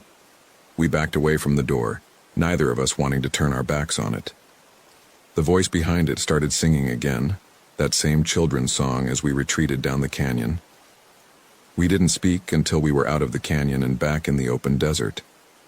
Claire was breathing hard, though we hadn't been running. "That was someone in trouble," she said. "We should call for help." Did she sound like she was in trouble? She sounded insane. "We need to call the sheriff, report it."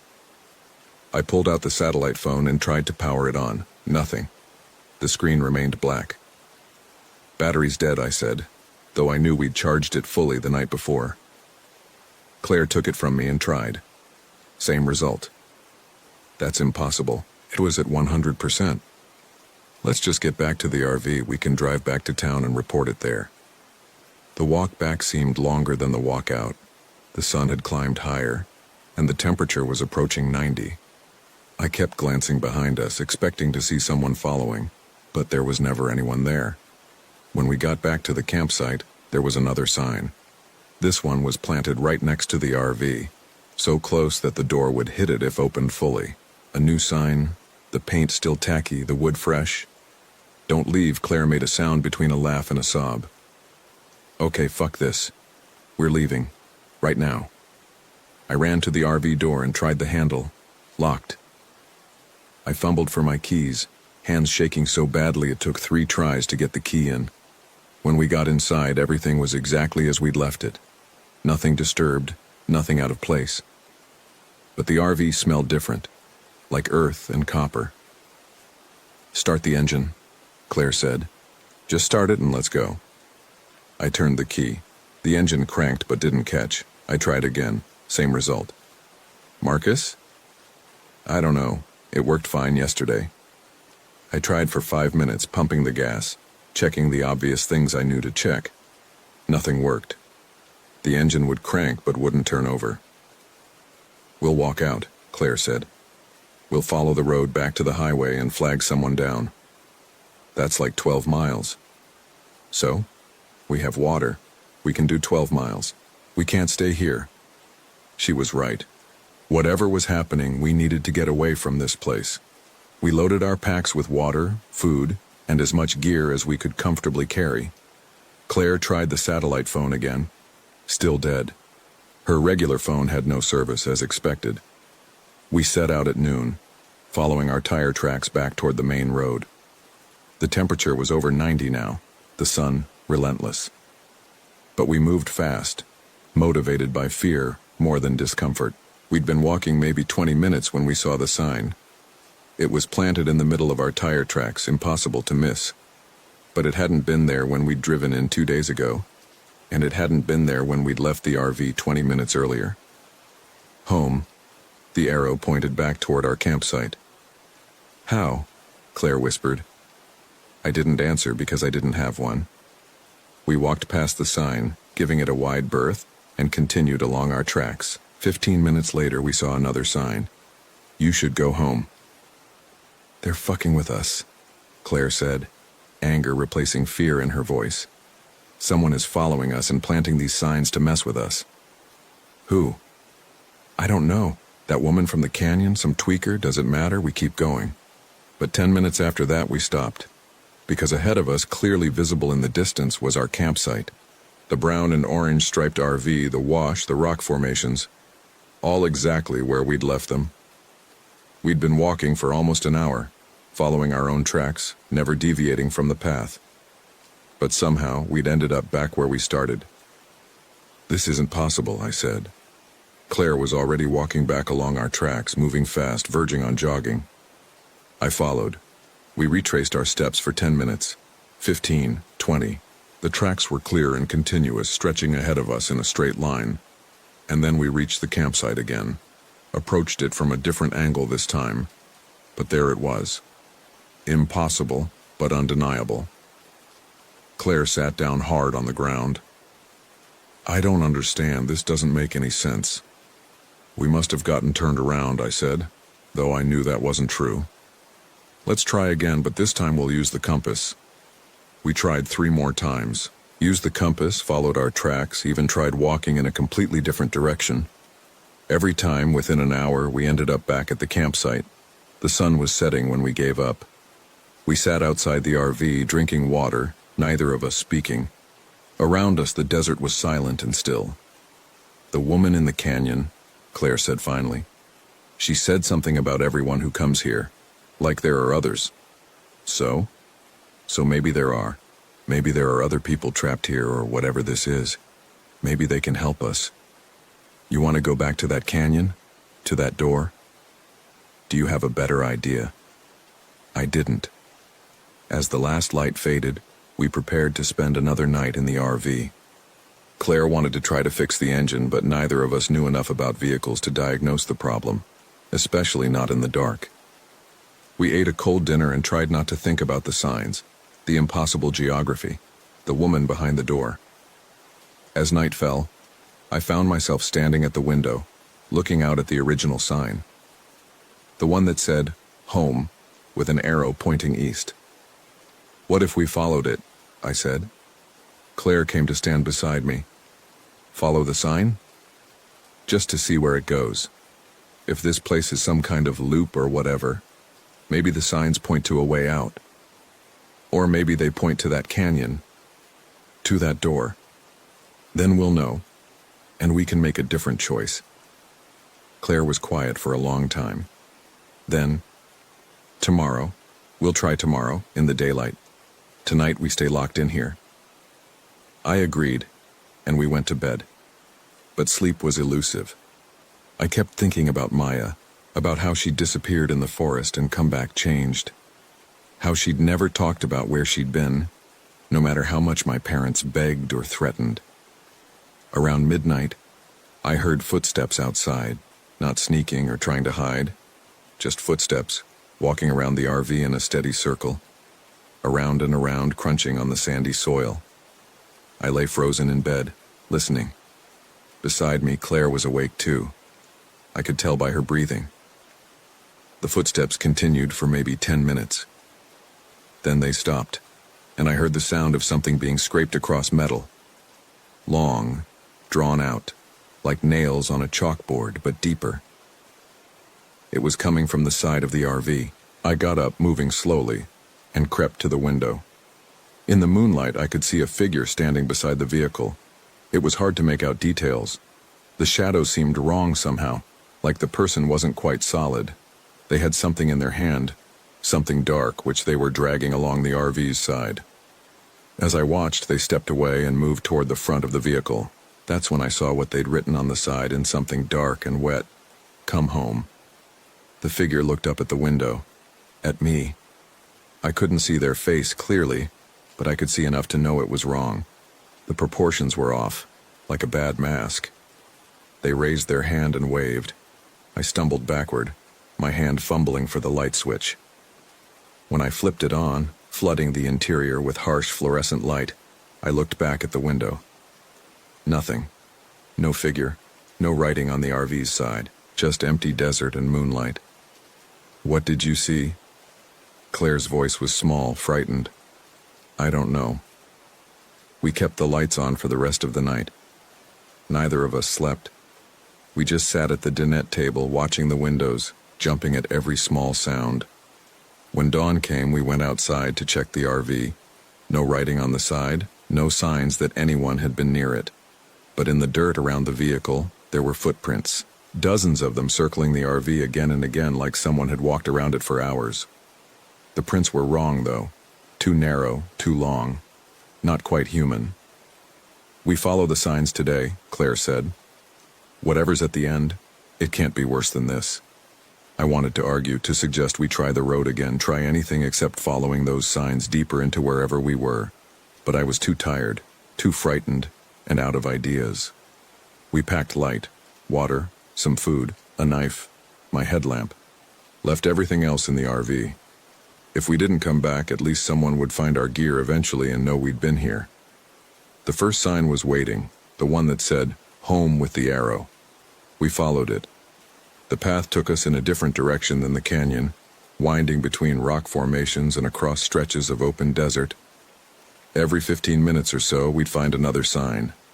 Almost home. Nearly there. Welcome. After about 2 hours, the landscape started to change. The rock formations grew taller, closer together, creating a labyrinth of narrow passages. The temperature seemed to drop, though the sun was still high overhead. And there were sounds, distant, echoing, that might have been wind but didn't quite sound like it. We came to a place where the path split. 2 signs, both pointing in different directions. "Left is home," one said. "Right is home," said the other. "This is insane," Claire said. "They're contradicting themselves." I looked at both paths. The left one led into a narrow canyon, dark and cool. The right one climbed up a rock face, disappearing around a bend.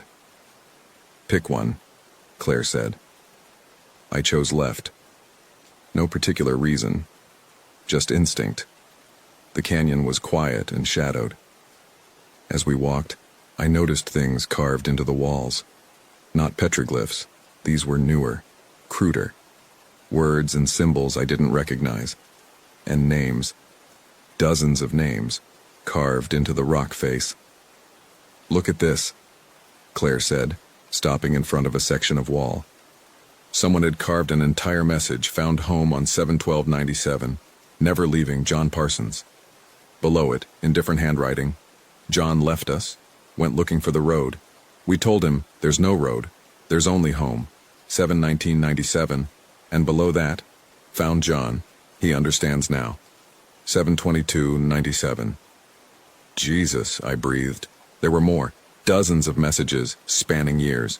Some recent, I found one dated March 2024, all of them talking about finding home, about staying, about others who'd tried to leave and been brought back. "We need to get out of here," Claire said, backing away from the wall. "Right now." But before we could turn around, we heard it. Singing.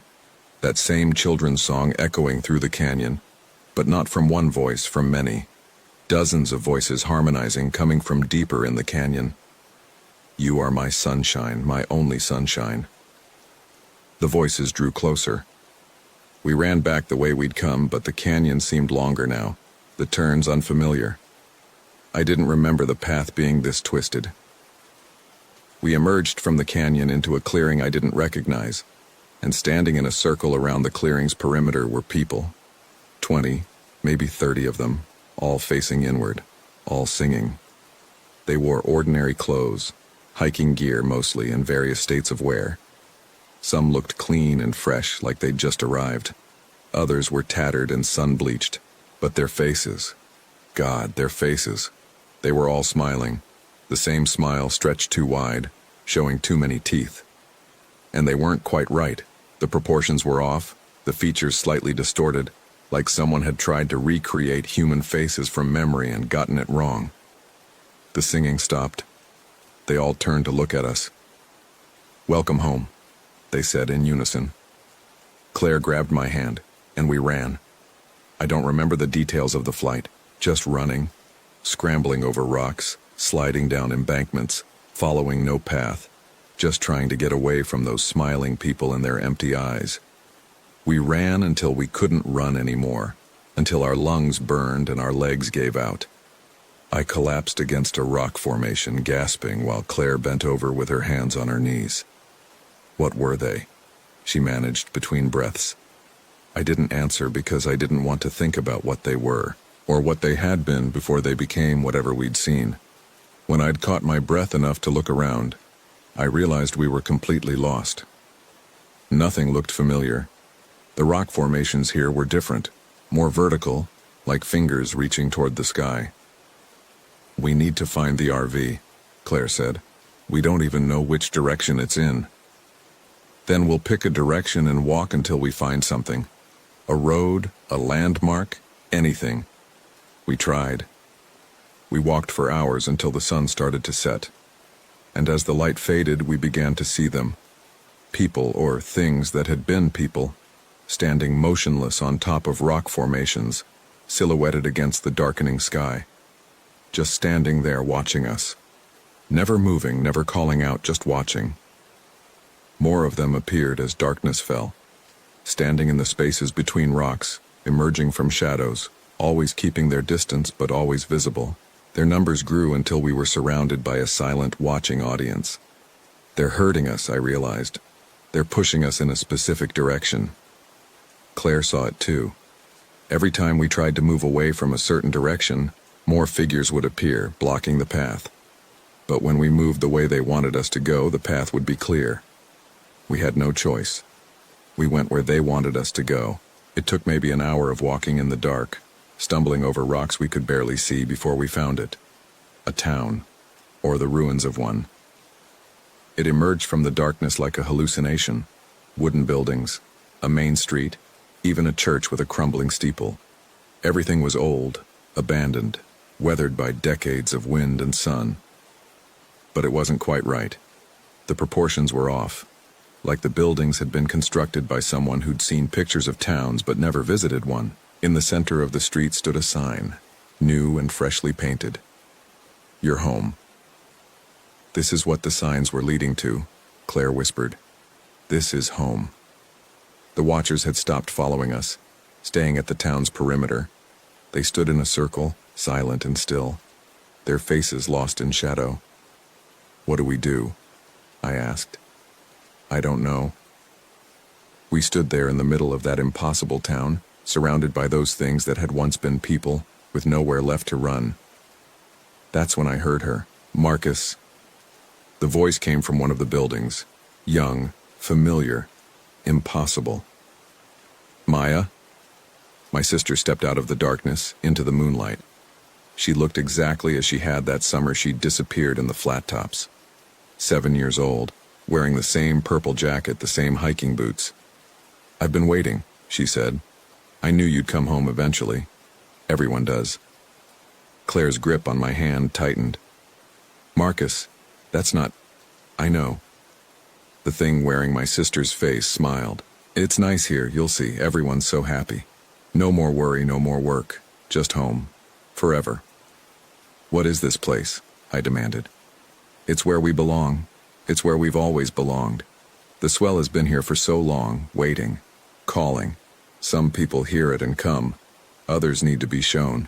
But everyone who's meant to be here finds it eventually. The people in the canyon, The messages carved in the rock. What happened to them? They came home. They understood. They're happy now. They're not people anymore. The Maya thing tilted its head. They're better than people, no pain, no fear, just home. Behind me, I heard movement. The watchers were getting closer, forming a tighter circle, cutting off any possible escape. You can't leave, Maya said, matter of fact. No one leaves home. But that's okay. You won't want to leave once you understand. Understand what? That this is where you were always meant to be. The swell has been dreaming of you. It saw you, Marcus, when you were here before. It tried to keep your sister, but she was too young, too small. It let her go and waited. It knew you'd come back. The watchers were closer now, maybe 10 feet away, their circle tightening. I could see their faces more clearly in the moonlight, and I wished I couldn't. They were definitely smiling. But the smiles were rigid, fixed, like they'd forgotten how to stop. Last chance, Maya said. Come home willingly, or we'll bring you home. Either way, you're staying. The watchers took a step forward, moving in unison, closing the circle. I looked at Claire. She looked back at me, and I saw in her eyes that she knew what I knew. This was it. There was no fighting, no running, no clever escape. We were going to become like them, join their ranks, stand in the desert for eternity wearing stolen faces and broken smiles. Unless. I pulled Claire close and whispered in her ear. She stiffened, started to shake her head, but I squeezed her hand. She closed her eyes, took a breath, and nodded. The watchers took another step. Okay, I said to Maya, to all of them. We'll stay. We'll be home. Maya's smile widened even further. I'm so glad. The watchers stopped moving, but they didn't retreat. Maya walked toward us, her arms outstretched for a hug I knew I'd never recover from. I pulled the knife from my belt. I've thought about this moment every day since, lying in this hospital bed. I don't know if what I did was right. I don't know if it made any difference in the end. But in that moment, with my sister's stolen face smiling at me and those things closing in, it was the only choice I could see. I grabbed Maya, or the thing pretending to be Maya, and I put the knife to its throat. It didn't seem afraid. It just looked confused, tilting its head like a curious dog. The watchers stopped, all of them frozen mid-step. Let us go, I said, or I kill her. You can't kill me, the Maya thing said calmly. I've been dead a long time. Then I'll destroy this body, and you'll need to find another one. For the first time, its smile faltered. Let us go, I repeated. Back to the RV, back to the road, or I'll make sure you have nothing left of her. The watchers looked at each other, though their heads didn't move. Some kind of communication passed between them, silent and instant. You'll come back, Maya said. Everyone comes back. The swell calls, and eventually, everyone listens. Maybe, but not tonight. Another pause.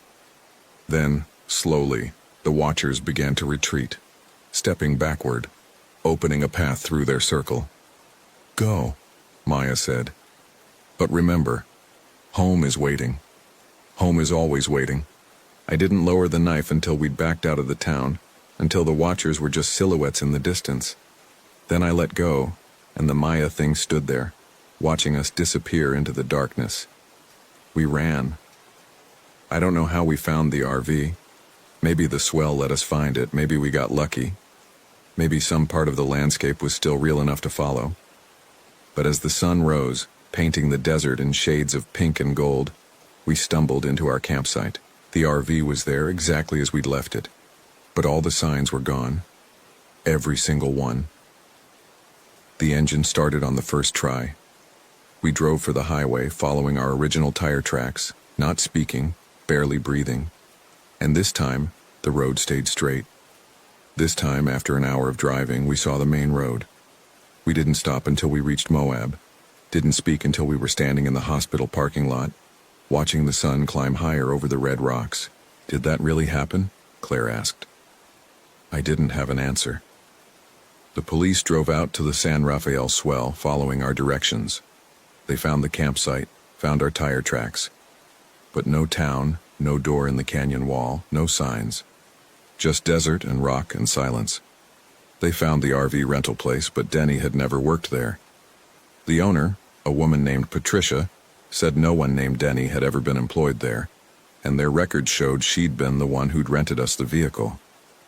The Winnebago was checked over by mechanics. Nothing wrong with it. Engine ran fine. No explanation for why it wouldn't start. Claire's satellite phone was examined. Battery was at 78%, fully functional. The police interviewed us separately, looked for drugs in our system, suggested carbon monoxide poisoning or shared delusion. They were polite but skeptical, the way you'd be polite to someone who's clearly unstable. Claire went back to Denver last week. She said she needed space to process, to think. She hasn't returned my calls. I'm still here in Moab, in this hospital bed, telling my story to anyone who'll listen. The doctors want to release me, say I'm physically healthy, that I should go home and talk to a therapist. But here's the thing they don't know, the thing I haven't told anyone. Yesterday, when I was sitting in the hospital cafeteria, I saw a sign through the window, posted on the far side of the parking lot, just visible between two parked cars. A wooden sign, weathered and old, with red painted letters. Come home. I walked outside to get a closer look, but by the time I reached the parking lot, it was gone. Just a telephone pole where I'd thought I'd seen the sign. But this morning, there was another one. On the corner I pass on my daily walk, and another one this afternoon, posted on a telephone pole near the grocery store. They're following me, or maybe they're leading me. I don't know anymore. I told the doctors I'm ready to be discharged. I said I want to go back to Colorado, back to my apartment, back to normal life. But that's a lie, because tonight, when I close my eyes, I can hear them singing, all those voices harmonizing in the darkness. You are my sunshine, my only sunshine. And I know, the way you know things in dreams with absolute certainty, that eventually I'll follow the signs, not because I want to, but because the swell is patient. It's been waiting in the desert for centuries, maybe longer. It has time, and it knows that everyone who hears its call, who sees its signs, who touches even the edge of that place, they all come home eventually. All of them. The nurse just came by to check my vitals. She's new. I haven't seen her before. She smiled at me, and for just a moment, I thought the smile was too wide, the proportions slightly off. But then she moved, and it was just a normal smile, and I realized I was being paranoid. Still, I think I'll ask to stay another night. Just to be safe. Just to postpone the inevitable. Because I saw another sign this evening, right outside my window. It was gone when I blinked, but I saw it. It said, "Tomorrow, I don't know what that means, but I'm afraid I'm going to find out." The swell is calling, and I'm starting to think the only question isn't if I'll answer. It's how long I can resist before I do. Story 5. My name is Marcus Webb.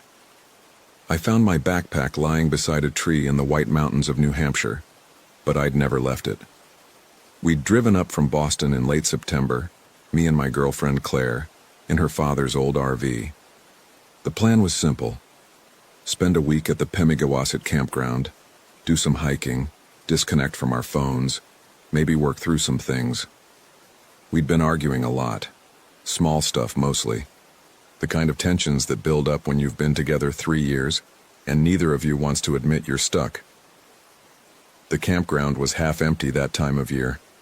Most of the families had cleared out after Labor Day, leaving just the retirees in their massive rigs and a handful of younger couples like us. We got a spot near the edge where the tree line started.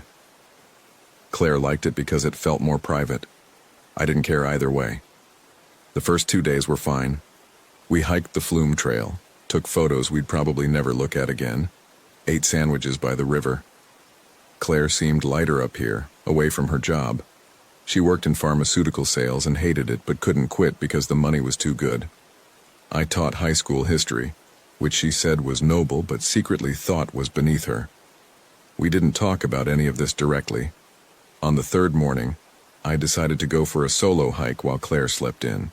She'd had too much wine the night before and wanted to rest. I took my blue Osprey backpack, the one with the torn shoulder strap I kept meaning to fix, and headed up the Lafayette Place Trail. It wasn't a difficult hike, maybe 3 miles each way, but steep enough to feel like exercise. I made good time. The weather was perfect, cool and clear, with that sharp autumn light that makes everything look like a postcard. I saw maybe 4 other hikers the whole way up. At the summit, I ate an energy bar, drank some water, and started back down around 11. That's when I saw it. About a quarter mile from the trailhead, maybe 50 feet off the path, there was my backpack. Same blue Osprey, same torn shoulder strap. Propped against the base of a white birch tree, zippers closed, sitting upright like someone had carefully placed it there. I stopped walking. The thing was, my backpack was on my shoulders. I could feel the weight of it, the water bottle shifting inside when I turned. I slipped it off and held it in front of me, looking at the torn strap, then looked back at the one by the tree. They were identical. I stood there for maybe 2 minutes, just staring. The forest was quiet except for some birds and the distant sound of the stream. No one else was on the trail. I walked over to the tree, slowly, like the backpack might suddenly move or disappear. It didn't.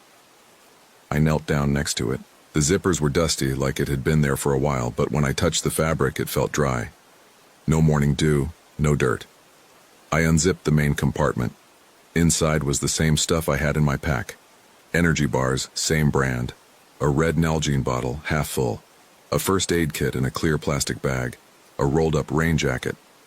Even the receipt I'd shoved in the side pocket from the gas station in Lincoln. Same date, same items, same total.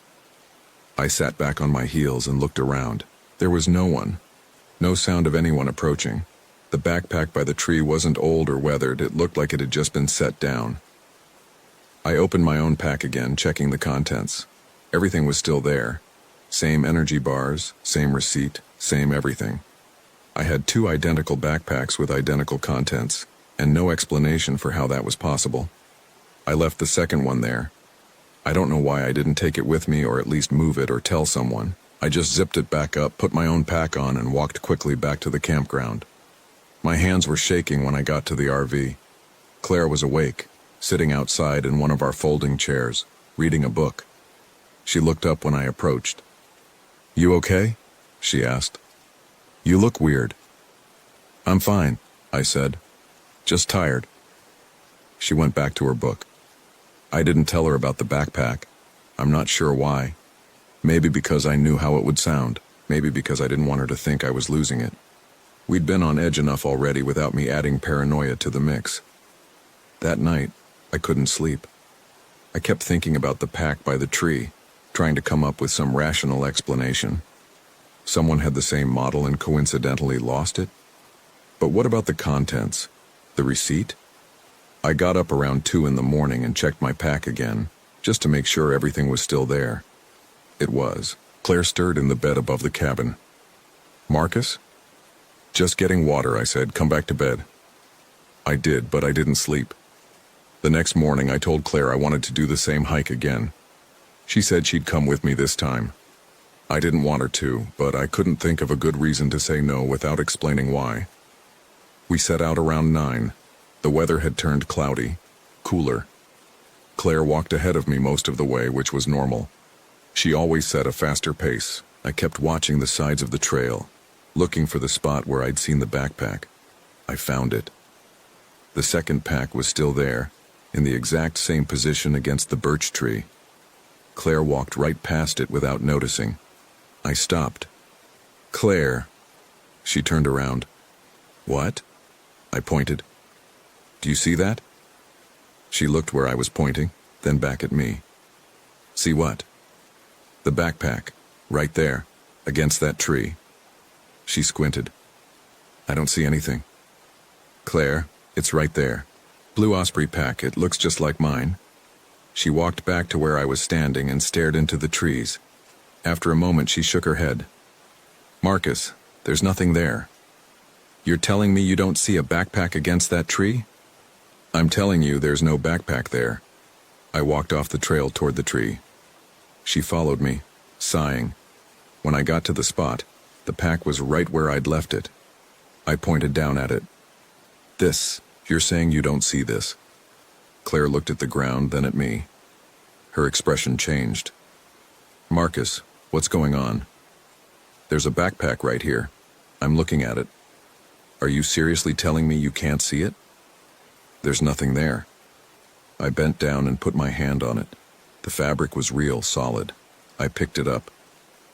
I'm holding it right now. Claire's face went pale. She took a step back. You're not holding anything. I looked down. I could feel the weight of the pack in my hands, see the blue fabric, the torn strap. I held it out toward her. Take it. She didn't move. Marcus, your hands are empty. I don't know how long we stood there. Eventually, she convinced me to come back to the trail. I put the second backpack down again exactly where I'd found it, and we finished the hike without talking. Claire kept glancing at me like I might collapse or run off into the woods. When we got back to the campground, she suggested we pack up and leave early. I told her I was fine, that maybe I was just dehydrated or tired. She didn't believe me, but she dropped it. That afternoon, while Claire was in the shower block, I went back to the trail. I had to see if the backpack was still there, if I could still see it. I needed to know I wasn't hallucinating. It was there. I picked it up again, opened it, checked the contents. Everything was the same. I sat down next to the tree and tried to think clearly. Either this was real and something impossible was happening, or I was having some kind of breakdown. Both options were terrifying. I noticed something I hadn't seen before. In the small front pocket of the backpack, there was a folded piece of paper. I pulled it out and opened it. It was a note written in handwriting that looked like mine, but wasn't quite right. The letters were shakier, more cramped. It said, "Don't go back to the campground." I read it 3 times. The paper was regular notebook paper, slightly yellowed, like it had been folded for a while. I checked my own backpack. There was no matching note. I folded the paper back up and put it in my pocket. Then I stood up and walked back to the campground faster than I'd walked on the trail. Claire was back at the RV, making dinner. She smiled when she saw me, trying to act normal. "Feeling better?"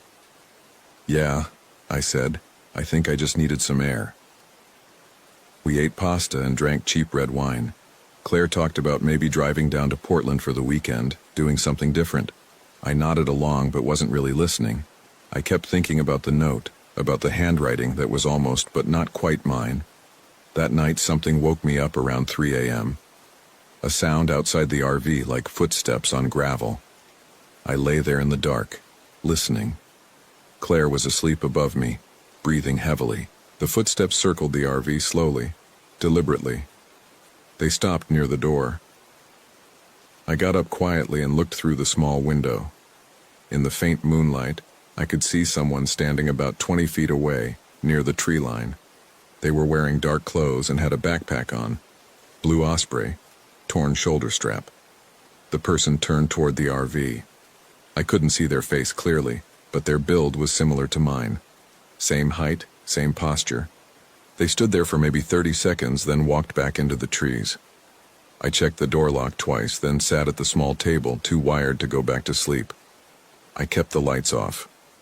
In the morning, Claire asked if I'd slept okay. I said yes. She said she'd heard me moving around but figured I just needed to use the bathroom. We had coffee and instant oatmeal and didn't talk about much. Around 10, a park ranger knocked on our door. Young guy, maybe 25, with a neat beard and a friendly smile. He asked if we'd seen anything unusual in the past few days. Claire glanced at me. "Like what?" I asked. "We've had some reports of someone camping illegally in the backcountry, off-trail. Sometimes they come into the established campgrounds at night. We're just trying to track them down." "I haven't seen anyone," Claire said. The ranger looked at me. "What about you, sir?" I hesitated. "No, nothing unusual." He nodded, thanked us, and moved on to the next site. Claire closed the door and turned to me. "You saw something last night." "I thought I did. It was probably nothing." "Marcus, what's going on with you?" I don't know. She sat down across from me. Do you want to go home? I thought about it. The note had said not to go back to the campground, but I was already at the campground. Maybe it meant something else, or maybe I was reading too much into a note I'd possibly written myself during some kind of dissociative episode. Let's stay, I said. I'll be fine. Claire didn't look convinced, but she didn't push it. That afternoon, I went back to the trail for the third time. I didn't tell Claire. She'd gone into North Conway to get groceries and said she'd be back in a few hours. I had time. The second backpack was gone. I searched the area around the birch tree, thinking maybe an animal had dragged it off or someone had finally taken it. But there was no sign of it anywhere. I widened my search, going deeper into the trees, but found nothing. On my way back down the trail, I ran into another hiker. Older woman, maybe 60, with expensive gear and a confident stride. She nodded as we passed each other. "Excuse me," I said. "Did you happen to see a backpack on the trail? Blue Osprey?" She stopped. "Where?" "Off the trail a bit, near a birch tree." She thought about it. "No, I didn't see anything like that. You lose yours?" I touched the straps of my own pack, still on my shoulders. "No, just curious." She gave me an odd look and kept walking. When I got back to the RV, Claire's car was already there. She was sitting outside with another woman I didn't recognize. They were drinking coffee and talking. Claire waved me over. "Marcus, this is Diane." She's parked a few sites down. Diane was probably in her 50s with short gray hair and sharp eyes. She shook my hand firmly. "Claire was just telling me you folks are from Boston." "That's right," I said. "Beautiful up here this time of year," Diane said. "Though it can get strange." Claire laughed. "Strange how?" Diane shrugged. "Just the usual mountain weirdness. People see things, hear things. The forest plays tricks when you're tired." I felt Claire's eyes on me, but didn't look at her. "What kind of things?" I asked. "Oh, you know. Lights in the woods, sounds that don't match up. Sometimes people report seeing themselves." "Seeing themselves?" Diane sipped her coffee. "It's a psychological thing, I think. You're alone out there, tired, maybe a little dehydrated. Your brain fills in gaps, creates patterns. I read about it in a hiking magazine once." "Have you ever experienced it?" Claire asked. "Once," Diane said. "Years ago. I was hiking solo up in the Presidentials and could have sworn I saw my own jacket hanging from a tree branch ahead of me. But when I got closer, it was just a torn piece of tarp. The color was completely different, but my brain had insisted it was my jacket." "Weird," Claire said. "The mind is weird," Diane agreed. She stood up. "Anyway, I should let you folks get back to your evening. Nice meeting you both." After she left, Claire turned to me. "You want to tell me what's really going on?" I told her everything. The backpack, the note, the figure I'd seen outside the RV. She listened without interrupting, her expression neutral. When I finished, she was quiet for a long time. "Okay," she finally said. "Okay? I believe that you saw something. Or think you saw something. But Marcus, this is starting to scare me. It's scaring me too. Maybe we should go to a doctor when we get back, just to check. Make sure everything's okay." I nodded. "Yeah, maybe." That night, neither of us slept well. Every sound outside made me tense. Claire tossed and turned above me. Around midnight, I heard the footsteps again. This time, I didn't get up to look. I just lay there, staring at the ceiling of the RV, listening to them circle us slowly. In the morning, there were footprints in the dirt around the RV. Boot prints, size 10 or 11, same size I wore. I took photos with my phone before Claire saw them, then scuffed them out with my foot. We spent the day in town killing time. Claire wanted to keep me around people, I think. We had lunch at a diner, walked through some antique shops, bought things we didn't need. It felt like we were play-acting normalcy. When we got back to the campground in the late afternoon, I noticed something immediately. There was a second RV parked in the empty spot next to ours. It was the exact same model as Claire's father's RV.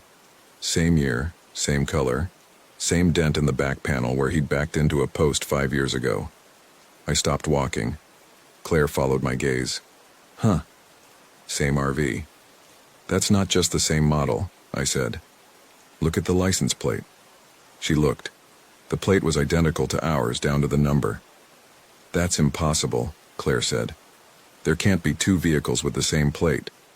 There can't be two of a lot of things, I said. We walked over to it slowly. The RV's curtains were drawn. I knocked on the door. No answer. I tried the handle. Locked. Maybe it's a coincidence, Claire said, but her voice was shaky.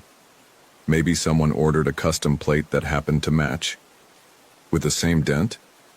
She didn't answer. We went back to our own RV. Claire wanted to call the ranger, report it, but I talked her out of it.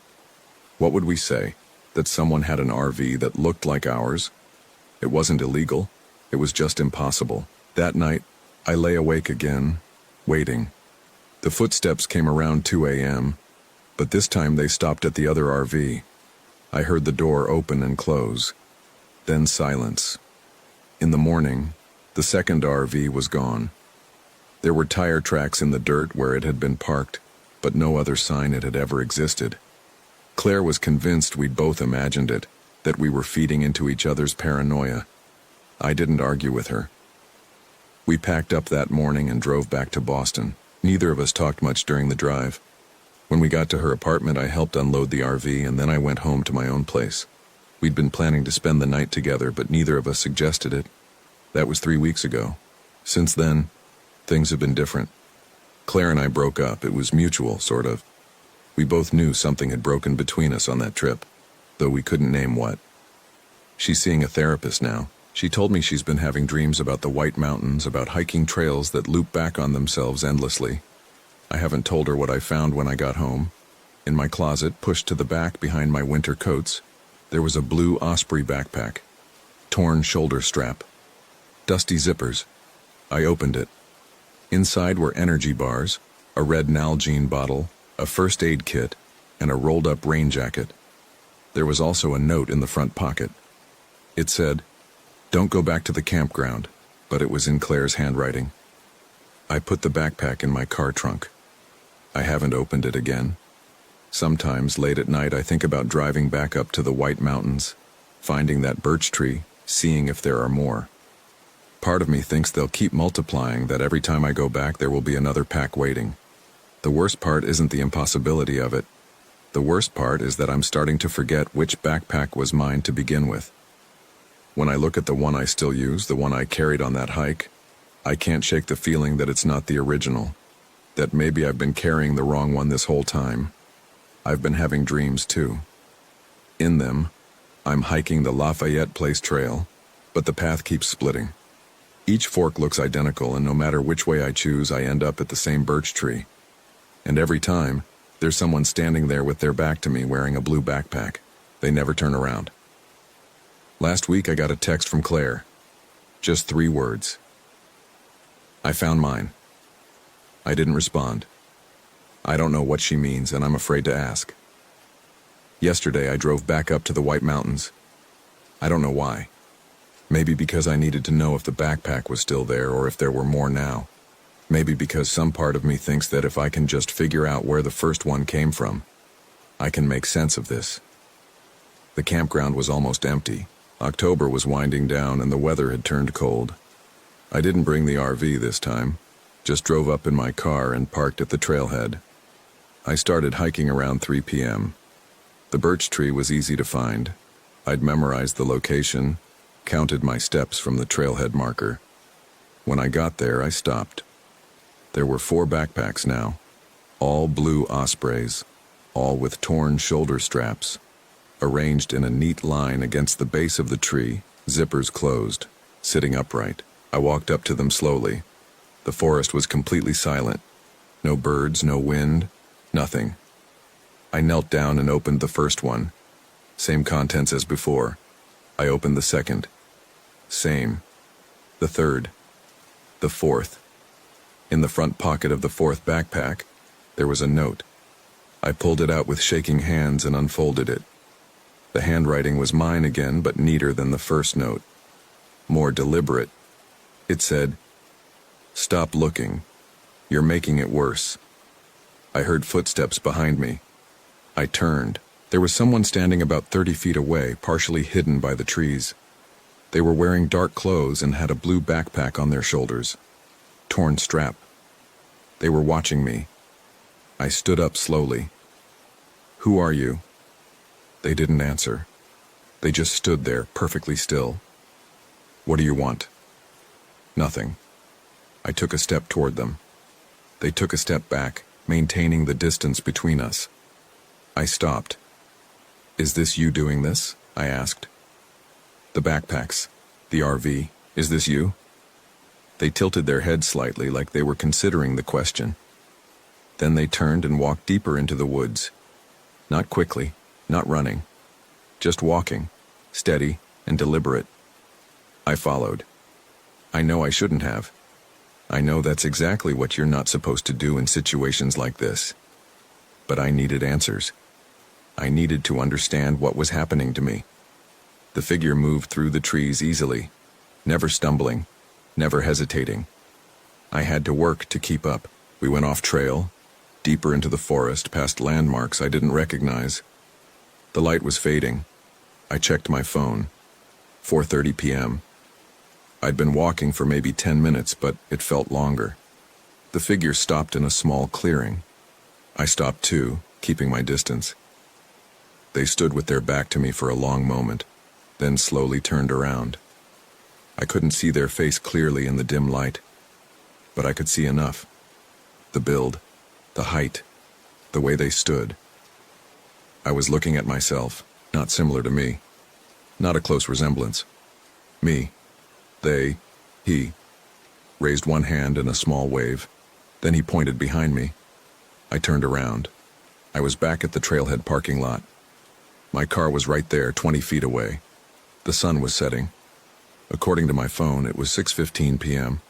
I'd lost almost 2 hours. I got in my car and drove back to Boston without stopping. My hands were shaking so badly I could barely hold the steering wheel. I kept checking the rearview mirror, expecting to see my own face staring back at me from the back seat. When I got home, there was a package on my doorstep. No return address. No postage. Just my name written in handwriting I recognized. Inside was a blue Osprey backpack. I brought it inside and opened it. Same contents as all the others. But this time, there were 2 notes in the front pocket. I opened the first one. It said, "You should have stopped when you had the chance." The second note was longer. The handwriting was shakier, harder to read. It said, "I don't know how many of us there are now. I stopped counting at 12. Every time one of us goes back, it creates another. We're stuck in a loop, and I don't think there's a way out. I'm writing this from the campground. I've been here for 3 weeks, and every morning, I wake up to find another version of myself sleeping in the woods. They're getting closer. Some of them don't look right anymore. I think the forest is changing us. I think it wants something. If you're reading this, don't try to find me. Don't go back. Just forget about the backpack, forget about the trail, forget about all of it. It's too late for me, but maybe it's not too late for you. Maybe you can still..." The note ended mid-sentence. The last few words were smudged, like the pen had been dropped. I sat at my kitchen table for a long time, staring at the notes.